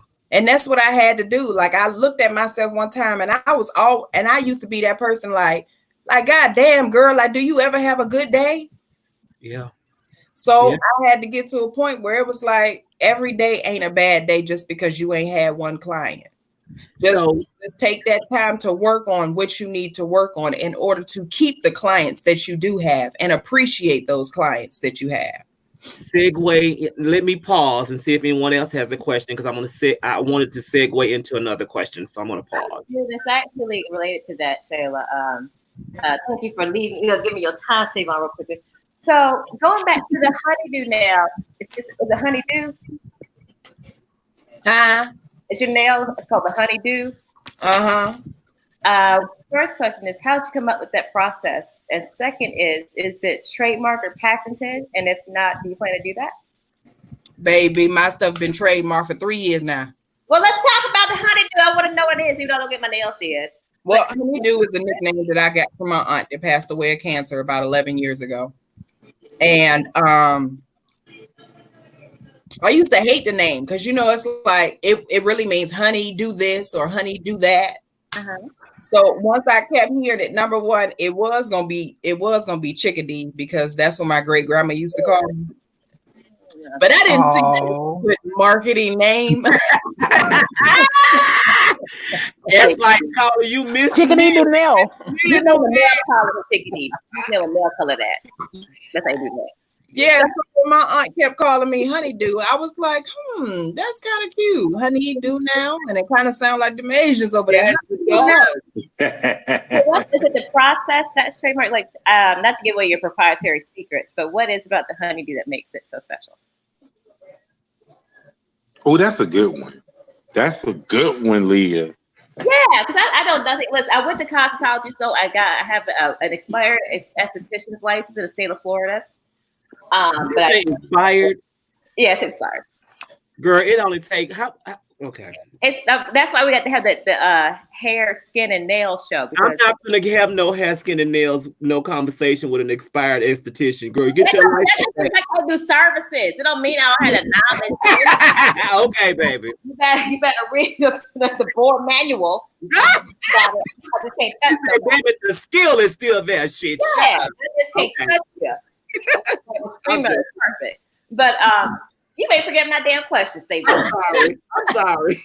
Oh, so when I was at school, I used to sit in on the nail classes, even though I didn't do nails, and I was so fascinated by it, but I didn't learn anything. So, and I don't get my nails done. So I'm just interested in what it is and not what you do, but like I know you have like a special powder and all that. How's it work? Oh my God, she does. She has amazing products. Like that wasn't a question for me, but go ahead, Shayla. Like, QVC, sell me the honeydew nail. Okay, so really, I don't even know how to describe it. I think people are they just like me, and I'm not saying that just to gloat about myself. Like once I did the whole turnaround, and I had to really reflect on what I was doing in the past. Yeah. And with the help of my psychiatrist, I became such a better person. Like I'm great to talk to. I'm a great listener. Like my clients love to talk to me. I have a really great personality. I really do. Past the resting bitch face, I am the biggest person ever. So Shayla, I got that too. Steal her idea. That's why she's not answering the question. I will say no. I think it's probably it's look, when you got it, you got it, right? I think Shayla told me something one day. Oh Lord. In confidence, no, about me. And I had to take a moment, and I was like, "Wait, me?" And then to know who the message came from, I was like, and now to hear your story tonight, I was like, damn, this helping made me self-reflect. Ain't that some bullshit? Now I see, now it all makes sense. Well, this was that secret. Do you mind maybe tell a secret about how you met one of your boyfriends or no? I'm not even going there. No? I had two questions. Who said that? So you want me to this concludes the portion of our question and answer. Your best friend said that. I have Tourette's. I don't know what the hell just happened. Sorry. You got what? Nothing. I'm really, Leah? Jasmine, you said a question and answer? I said no. This concludes the portion of question and answer for our channel. Oh wow! I really have to thank everyone y'all for coming in. I do have. I like to thank each and every y'all for coming in tonight, and don't forget to like, share, and subscribe tonight. No, let me quit. Go ahead. I have two questions. Dang, I really have two questions for Shayla.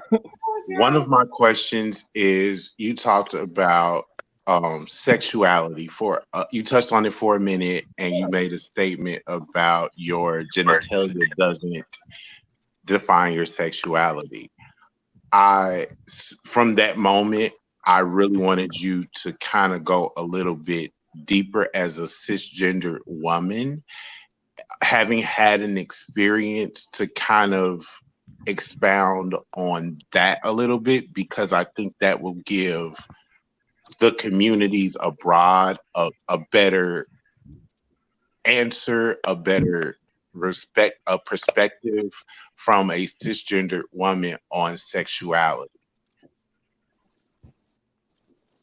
Take it away, Shayla. Again, I'd like to thank each and every one of y'all for coming in tonight. Is there more that you could really add to it? I mean, it sounded like she had a lot to drink and she was feeling friendly and she wanted to be touched on. No. I don't want to talk about her experience. I don't want to go back there. She made a statement about genitalia doesn't define your sexuality. I want to go from what she did is what she did, and by what she did, she knows what she wants and what she doesn't want. Right. But from there, she made the statement about your genitalia doesn't define your sexuality, where I think a lot of people, especially younger people, get stuck in this, we call it gender role or whatever you want to call it, and we get stuck there. And I think it's a freedom in what she said that I wanted her to expound on. Okay. I mean, Shayla, take it. If you could. So I don't really know how to express it because, like I stated before, me as a cisgender woman that supports the community, I really think that there are rare breeds who support the community and is willing to sit down and be educated about it.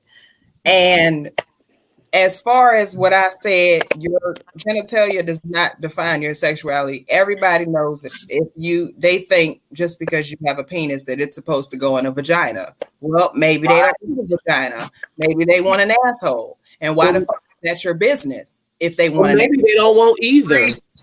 Right.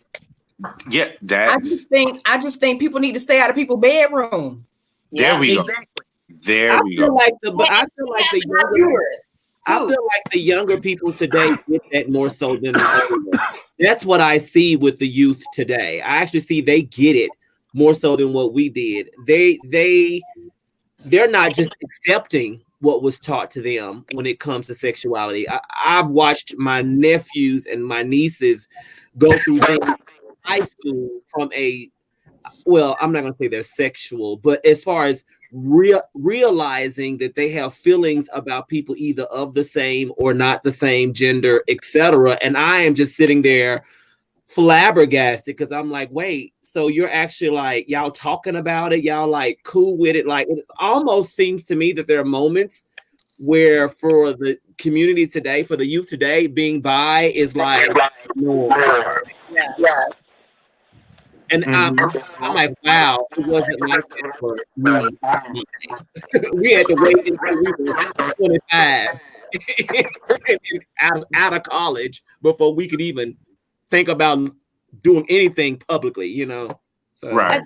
The question that prompted Shayla's answer, not speaking for Shayla, but was about if a girl has an experience with another girl, does that make her gay? And it's the same thing applies to males. And so that was a question. That's your question? That wasn't where I was coming from.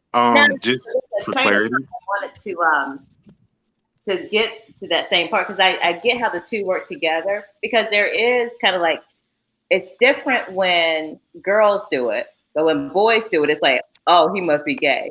And so I just want to expound that original question that, why is there that difference?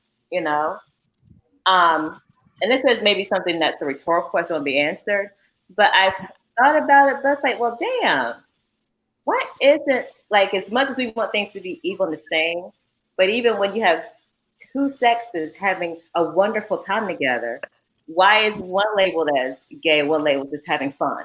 Yeah, I agree. I believe that's the double standard that I hate. I hate when heterosexual men, and I'm going to say that's where I hear it the most. They're so okay with two women, but if two men touch each other, it's like, oh, I actually had a girlfriend who said, her husband said, hey, I would love to see you in a threesome with another woman. And she told him, well, I would love to be in a threesome with you and another man. And he was just disgusted. I'm like, even swap ain't no swindle, bitch. Exactly. I think that's where all I the personally toxic feel masculinity comes into play. Myself. I feel like with that being said, a lot of times it's what you've been taught. It's always been taught that, it's a cute and a good thing to see two women together, that's most heterosexual males' fantasy. But Exactly. to allow someone to take into experiment with their sexuality to figure out what they do and want and everything, that's where the taboo comes into play. Yeah, Oh, you can't do that unless you are gay, or if it's very much accepted in not only in the straight world but in the gay world. If two women want to experiment, it's accepted. But the moment that it's with either a trans or with a male, then that's when it becomes an issue. And I'm appreciative how Shayla took and answered the question earlier when she said, she sees trans women as women. So I'm very appreciative of that answer. Thank you. The thing about it is, And I just wanted to piggyback off of something that Jasmine was saying, because, like I said, I think it's toxic masculinity. It's okay for cisgender females to experiment, but if a cisgender male experiment, it makes him gay. yeah, it's not that because listen. Now Shayla spoke for herself, but I can't speak for anybody else but the other cisgender heterosexual women on the panel and what they do. I don't know the bitches like that, but when they do it, it's just a fling, and it can be the same damn experience, but it's an experiment when the girls do it. But if one man has an experience with one man one time, you're just gay for the rest of your life. Okay, so that's what I was gonna say. Is it an experience? Is like if you do it one time, did you just have an experience, or it's an experiment? Experience, yeah. No, not experiment. I said experience. You knew what the hell the result of the thing was gonna be. Maybe you weren't really trying shit out. You just knew what you were getting into. I think that might be another show for you, Now, I Jasmine. want to play devil's advocate because I guess you would say that I am a golden gay because I've never had sex with a female. Golden gay? Hold up. Hold up. Are you Rose or Blanche? Just 1 second, y'all. Just 1 second. I would definitely be Blanche. Just hold up. Just 1 second, y'all. Okay, so it's a lot of us on here. Let's please be respectful. Whoever's talking at the moment, please let's just be respectful so we can all hear what the questions and stuff are. Coco, go ahead, baby. Now, I've never experienced sex with a female, and I automatically made a judgment that I don't like it. A lot of people ask me, well, how can you dislike something you've never tried? So I just want to put that out for the panel. How would you answer that question? I being that I've done both, I and love both still to this day. I think the better response to that is to just say that's not something that you've experienced, so you don't know. And it's not when you're not into something and you're not trying to experience it, it just is what it is. But I applaud you for saying, hey, maybe I shouldn't say I don't like it because I've not tried it. That's like me saying I don't like chicken and never had it. Exactly.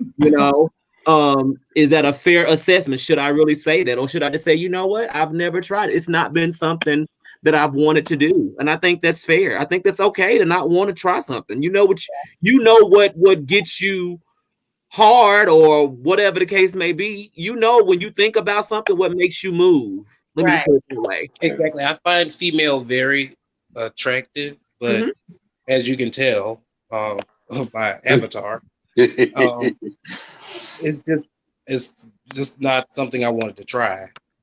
I actually know some transgendered, they would be called heterosexual, I guess, or lesbian. I know some trans women that are actually into women. So they're trans women and they're more lesbian. I mean, so it's really deep. I've learned all of this within the last 3 years because I guess, Coco, I'm gonna say that I used to be a golden gay. From the aspect of that, I really thought, like, even though that I like both, I thought from a trans experience though that once you transitioned male to female, then you would be more so with males or things of that nature. But what I've learned in the last 3 years is that I've met more trans women into women than I've ever thought. Yeah. Well, you know, Flame Monroe, she likes trans men and like what do you call them? Studs. Studs. There you go. Yep. I was at the tip of my tongue. I was like, yeah. And but she used to date like men, whatever. But now her thing is just, look, I like what I like. I know what I like now, and that's what I like. Yeah. Yeah, because trans men actually turn me on. Really? Yes. Well, I think it's more of, honestly, because I've been with both. I was married I to a can't say female. amen to that. I am a thoroughbred lady. I'm a thoroughbred lady when it comes down to that. I don't want nothing soft and feminine in the bed with me. I need you to be hard and on time. And that's just I me. think that's say- what I'm attracted to. I think the masculinity of everything. Yeah. Jasmine, did you say hard and on time? Wait a minute. Yes, I need she to back hard up. Jasmine, and did on you say time. hard and on time? Yes, She she did did. hard Correct. and on time. So You heard if that you correctly. have- Because if I reach down and I'm reaching for a piece of meat and it doesn't turn me on. I done looked at it. I done been around it. It's not something. It's not my fillet of fish. No, I'm good. Watch that. You better watch it. But I will. On But that I will note, it's say time this. for me to leave. Have a good night. You gonna get me? Thank you for your question. On the same token, I will say this. We are doing the entrepreneurs on this Thursday on the Divine Zone, and I do have our regular is going to be scheduled. I'll talk about that later, but no, I'm not. I'll go ahead and do it now. On the 9th, we are having a regular one, and that's going to be a topic that's going to be brought up. So if y'all want to stay tuned and to get into that conversation and topic, y'all are more than welcome to. Y'all are invited back for that one. Awesome. I will say to Coco, being married to a female and being married to a male, being married to a female first, but first being in a relationship with the male, I think it's more about the light that attracts you, because honestly, Shayla is very attractive to me and my husband. Not trying to go there in the bedroom or nothing like that, but he finds her very attractive because she has that aggressiveness and that she's beautiful inside and out, but she has that thug in her that attracts him to her. Yes. For me, she has that lady, that elegance, that poise, and she has that ladiness about her that I can take her in any room, and whatever we do is whatever we do, but she's still a lady. Somebody. Ask my niece as well. Do she sometimes want to be cussed out by Shayla? Because I do. Hold on, I'm gonna ask that question because you want to know.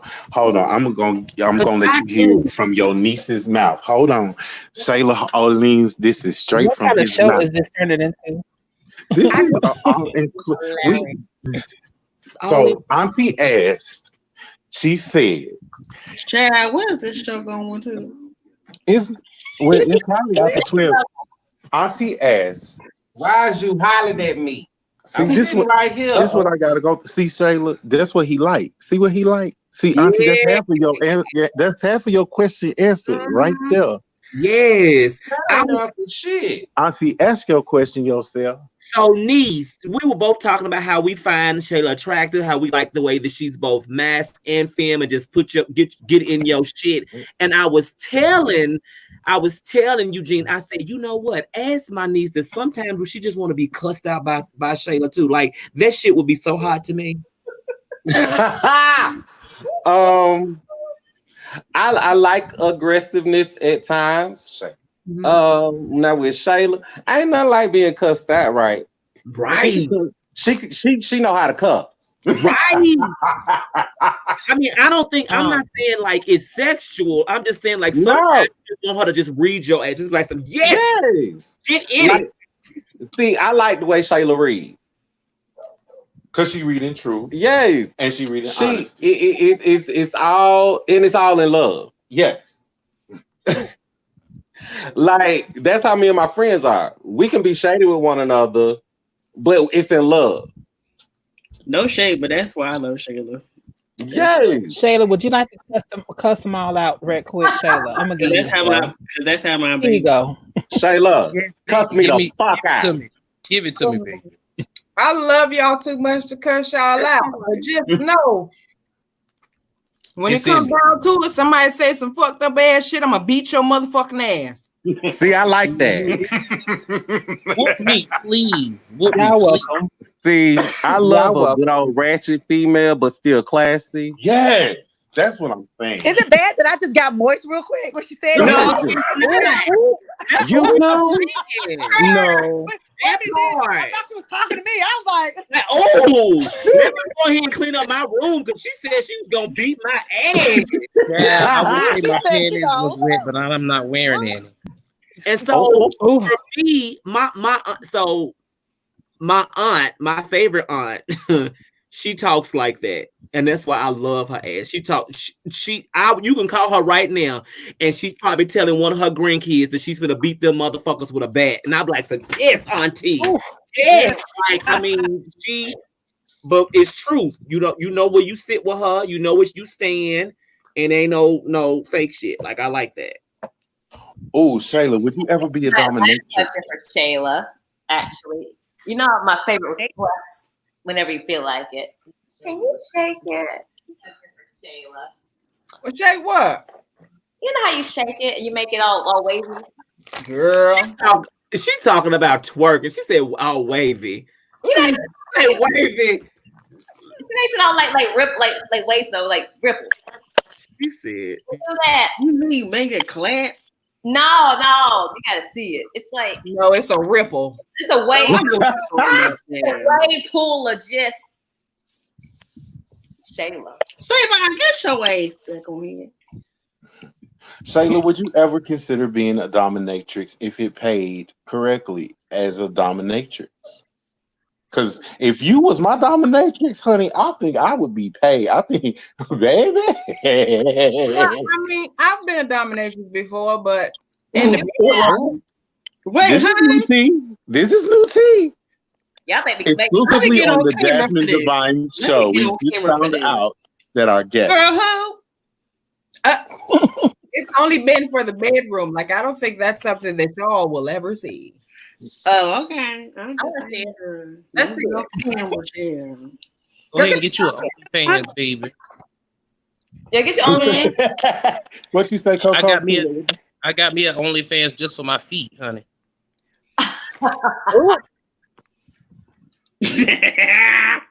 Wait a minute. No shade, but everybody, you got to use what you got, champ, to get some money. Okay? If you got nice feet, girl, people will pay for that. People got foot fetishes. Yeah, I heard about it. People got foot fetishes. Huh? Jasmine, you better look into that, girl. It's very lucrative. It really is. Okay, y'all. So I would like to thank each and every one of my panelists for joining us tonight.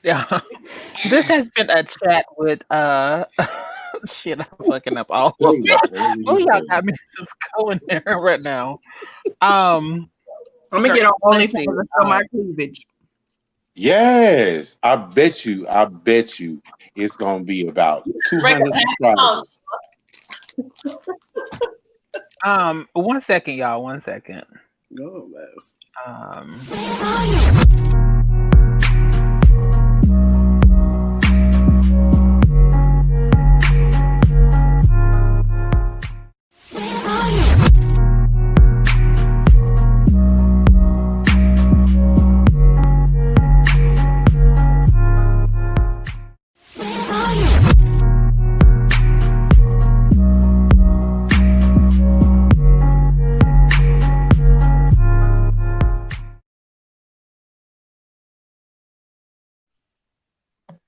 And also, don't forget, y'all, coming up this Thursday at 8 p.m.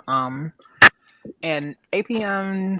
Central Standard Time, 9 o'clock Eastern Time, we will be doing my first special edition of the Divine Zone. We will be highlighting Black entrepreneurs in the alphabet community. One of my personal special guests that night would be oh God, I can't even think his name. I just had a just complete brain fart. The Bill, Evolution of Veil will be in the house with us that night. Um,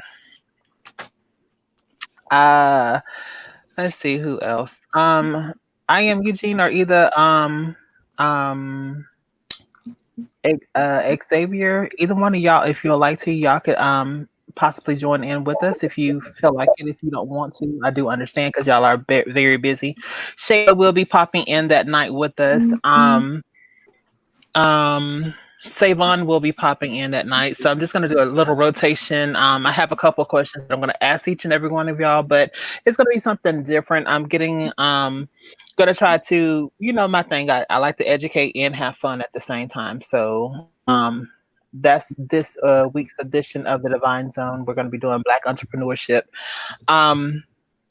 After that, the 7th of this month, which will be the first Tuesday of this month that's coming up, Mr. 6'8" will be in the house with us doing his own personal interview.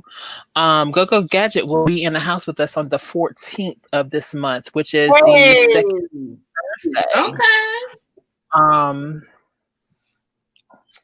And that's far as I got on my calendar. I haven't got the rest of the dates yet. So I'm trying to make sure that I'm equally sharing not only with my females that support me, but my males and my trans women and trans men. So if y'all are in the audience and you would like to, and y'all know how to reach out to me at my Instagram is Miss Jasmine Divine at on Instagram. Any closing remarks from anyone on a panel? I'm going to open it up to y'all.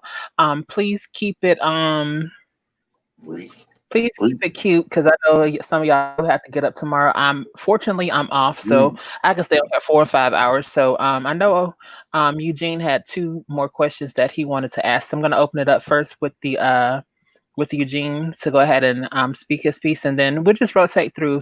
So everybody, please be respectful. Go ahead, baby. My statement is thank you for coming on, being so open and authentic and sharing your story. We love you and we need more of you. I said it in the chats, but I will say it publicly. We love you and thank you for supporting us and being a part of us.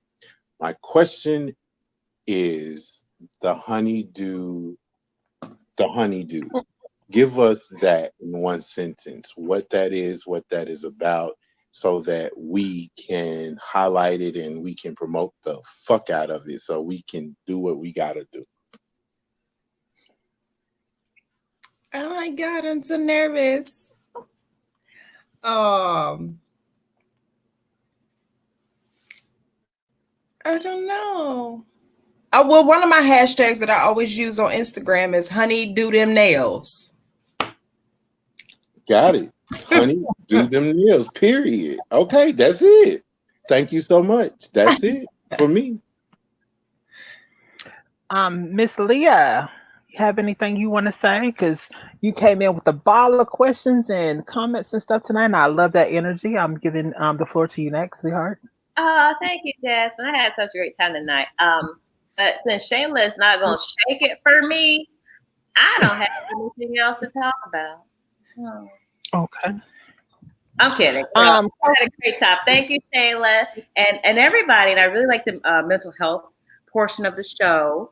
That was an unexpected need, and I look forward to the future programming on this channel.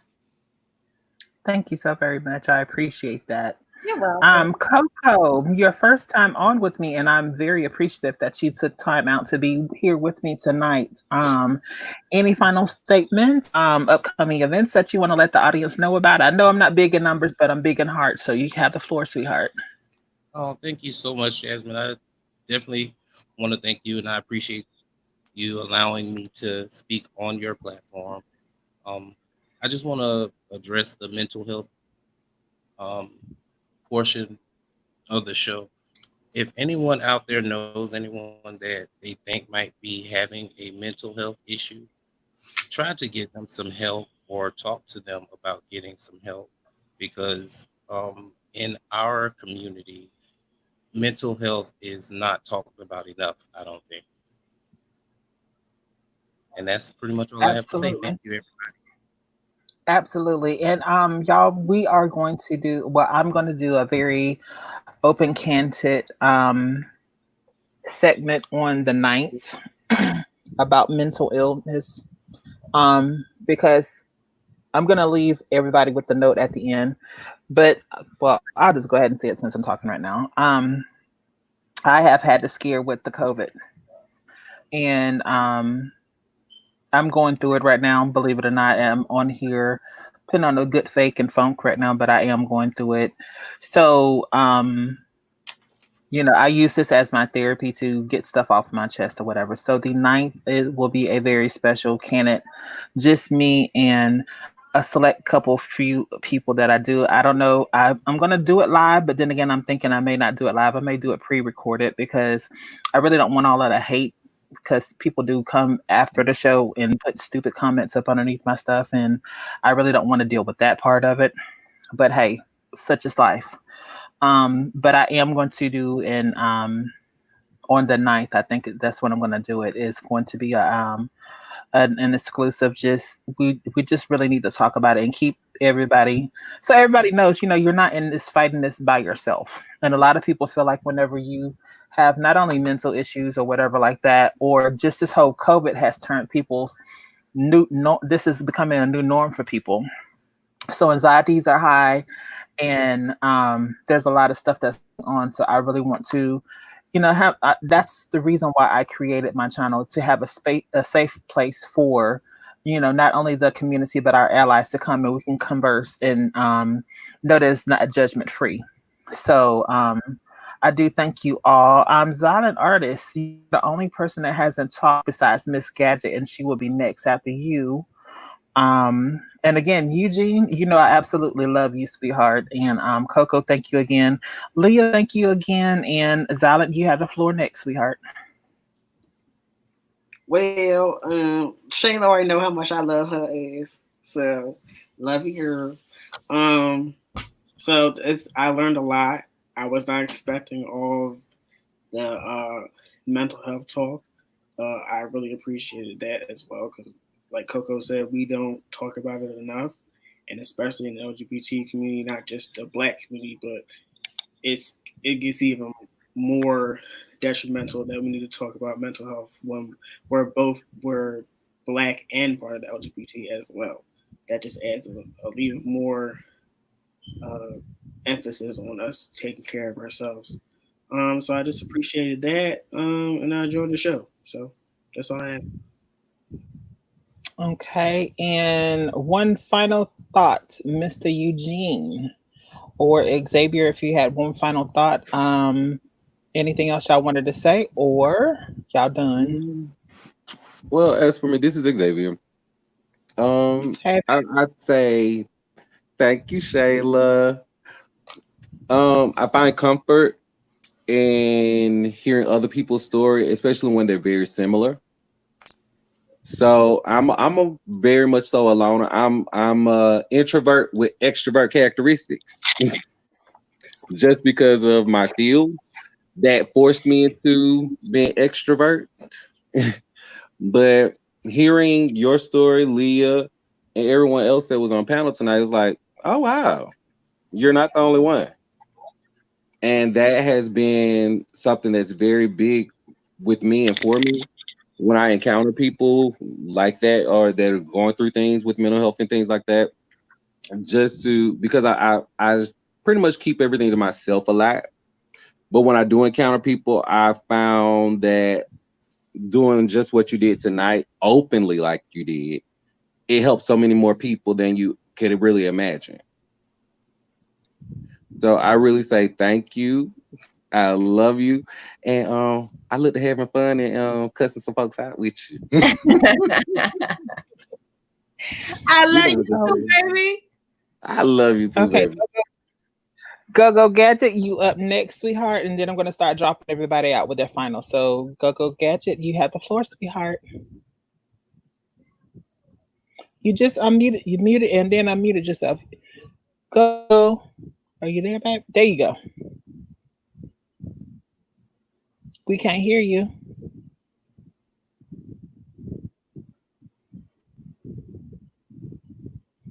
Go. There you go. Go ahead and say something, baby.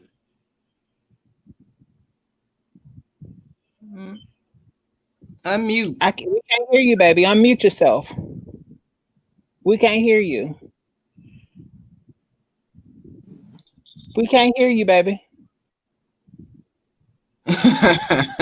Good. If you can hear me, go out and come back in so you can have your say so. While she's working on that, Leah, any final words? Now, so everybody have sweet dreams tonight, and I'll see you on the next one. Okay, dokie. Coco, any final words? I just want to tell everybody I love you guys. Have a good night. And if you haven't, like and share, show some support, please. Good night, y'all. I thank you. I thank you for that. Hang tight, baby. Xylent, any final words, baby? As Coco said, make sure y'all like this goddamn video, please and thank you. That's pretty much what I have. Love y'all. Okay. Hang tight, babe. I am Eugene, or am I speaking with Xavier? Any final words? Anything upcoming that you want to take and plug right quick? I don't want to take a plug because I want to highlight Shayla Orlean's, not New Orleans Davis today. We celebrate you. We thank you for sharing your story. We thank you for being authentically yourself. And I pray that great things follow this because we know that more are watching than you really know. Oh, thank you. So sweet. Thank you. Hang tight, babe. My co-hostess with the mostest, you have the floor, and then after that, it's going to be none other than our special guest this evening, Miss Shayla. I just want to say, Shayla, thank you so much for sharing with us tonight. We see you on so many platforms where a lot of people were probably very curious about you and wanted to know more, and you were very open, and I appreciate you continuing to be an ally. I am also thankful for all the hoes that's out there watching who didn't want to like and share the video, but they wanted to come in and be nosy. You're welcome. You were entertained tonight. Come and see us next week as well. And have a good night, everyone. Cool beans. Hold on, Savon, don't go anywhere. Gadget, come in right quick. I'm giving you an opportunity to speak your piece right quick. Let me drop the link one more time, Shayla, and then we're gonna get ready to wrap up because I know you're ready. And had you hostage for 2 hours and 45 minutes. Girl, and I got this ring light. I'm telling you, this ring light is a personal heater. Bitch, I'm over here melting. I'm ready to take this wig off. Ooh. We giving her another minute or two so she could pop in. Here she is, baby. Give her a second so it'll queue up. There you go, sweetheart. Okay, can y'all hear me? Yes. We can hear you Okay, now. I could not hear at first. I was like, what is going on? And I was trying to say something, but what I said was I missed most of the broadcast. So I'm gonna go back as soon as we get off here. I'm gonna go back and go back and watch. But oh my gosh, Shayla, I can't wait to hear about, whatever you said. And one thing I do know, when a lot of people speak highly of one person, that says a lot about that person. And I'm that's real talk. There's a lot of people in the world, and not a lot of people. They were like, "Oh, that girl this, oh, that girl that." But when multiple people speak multiple good things about one person, then that must mean you're good. So anyway, that's my last word. I can't wait to rewatch it. Then I'll be mad because I'm like, damn, why you didn't wake up? But I had took a nap. So hey, it is what it is. But thank you so much, Jasmine, for letting me be on your platform. Thank you. Not a problem, sweetheart. Hang tight. Be with you in just a second. Miss Shayla New Orleans Davis. Oh Lord. Come on, you got final say so, and then I'm gonna take us on home. I'm gonna give you the full floor. Okay, hey everybody. First and foremost, I would like to thank Jasmine for letting me come on her platform to share my story. Number one, I want to say thank you to everybody that actually embraces me, because I know even in the world there's a lot of people in the heterosexual community that looks down upon the LGBTQIA plus community. And I'm glad that that has not tainted your mind as far as letting me continue to be an ally. I'm glad that y'all feel open enough to listen to my story. I'm glad that you've embraced me, and I appreciate you, and I love you guys so much. Oh, that's so sweet. We love you too. I just want to say to you, because you were my first. You took my cherries being my first cisgender female on my platform for me to interview. I took this cherry. Ooh. So I do thank you on that, and I do thank you for not only being a ally but being a positive ally, because we do have some that flip flops between being positive and negative, and you are always the same whenever we're around each other. So I greatly appreciate all that you do for not only me but for the community. I thank you for the positivity that you take and you bring into the room, and how you will shut a hoe down and Hey, turn up. whether it's a clickety click or it's one of them side looks, but you will get them together. And if I could leave you with one thing from me and my platform, stay authentically you. There's only one you. God made no mistakes when He made you, and you're very much not only appreciated, but you're very much loved. So if nobody else shows you that, you're always welcome here on my end of the corner. Like I said, I ain't nobody, but I have a big heart. So I appreciate you taking the time to be here, because you could have chose not to do it. You could have chose to be anywhere else, but you chose to be here with me tonight, and I'm greatly appreciated. And for that, many blessings come your way. We're going to end on that note. I like to thank each and every one of y'all for supporting me tonight.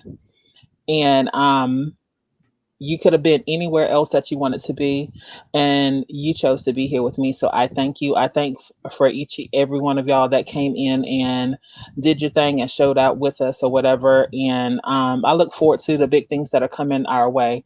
I like to thank Savon, which is my co-hostess. She could have been anywhere. She's been working like a Hebrew slave here lately, and she's getting back to her regular norm. So she's spreading herself thin, and I keep telling her she got to slow down on something. So I just appreciate her taking the time out of her schedule to be here. And if you are interested, and we want you to be interested to come and to party up with us on Saturday nights, we do have the Save On Experience presents the Saturday Night Social Club. That's on youtube.com/Savon. That's SAVON 1111, and she does stream live also on Silent X Radio. Big ups to her and Silent X Radio. I do appreciate her taking the time out of her busy schedule, because like I said, she's very, very much so. To my babies, Leander and to Zalent, I do appreciate y'all. To big brother / cousin, I am Eugene and Xavier. I do appreciate y'all too. Coco, I'm very fond of you, getting to know you. So with that being said, I done ran my damn mouth for 2 hours and 45 minutes. I'm getting the hell up off here. Peace, love, and hair grease. Don't forget to like, share, and subscribe. And I thank y'all. Tell me pretty lies.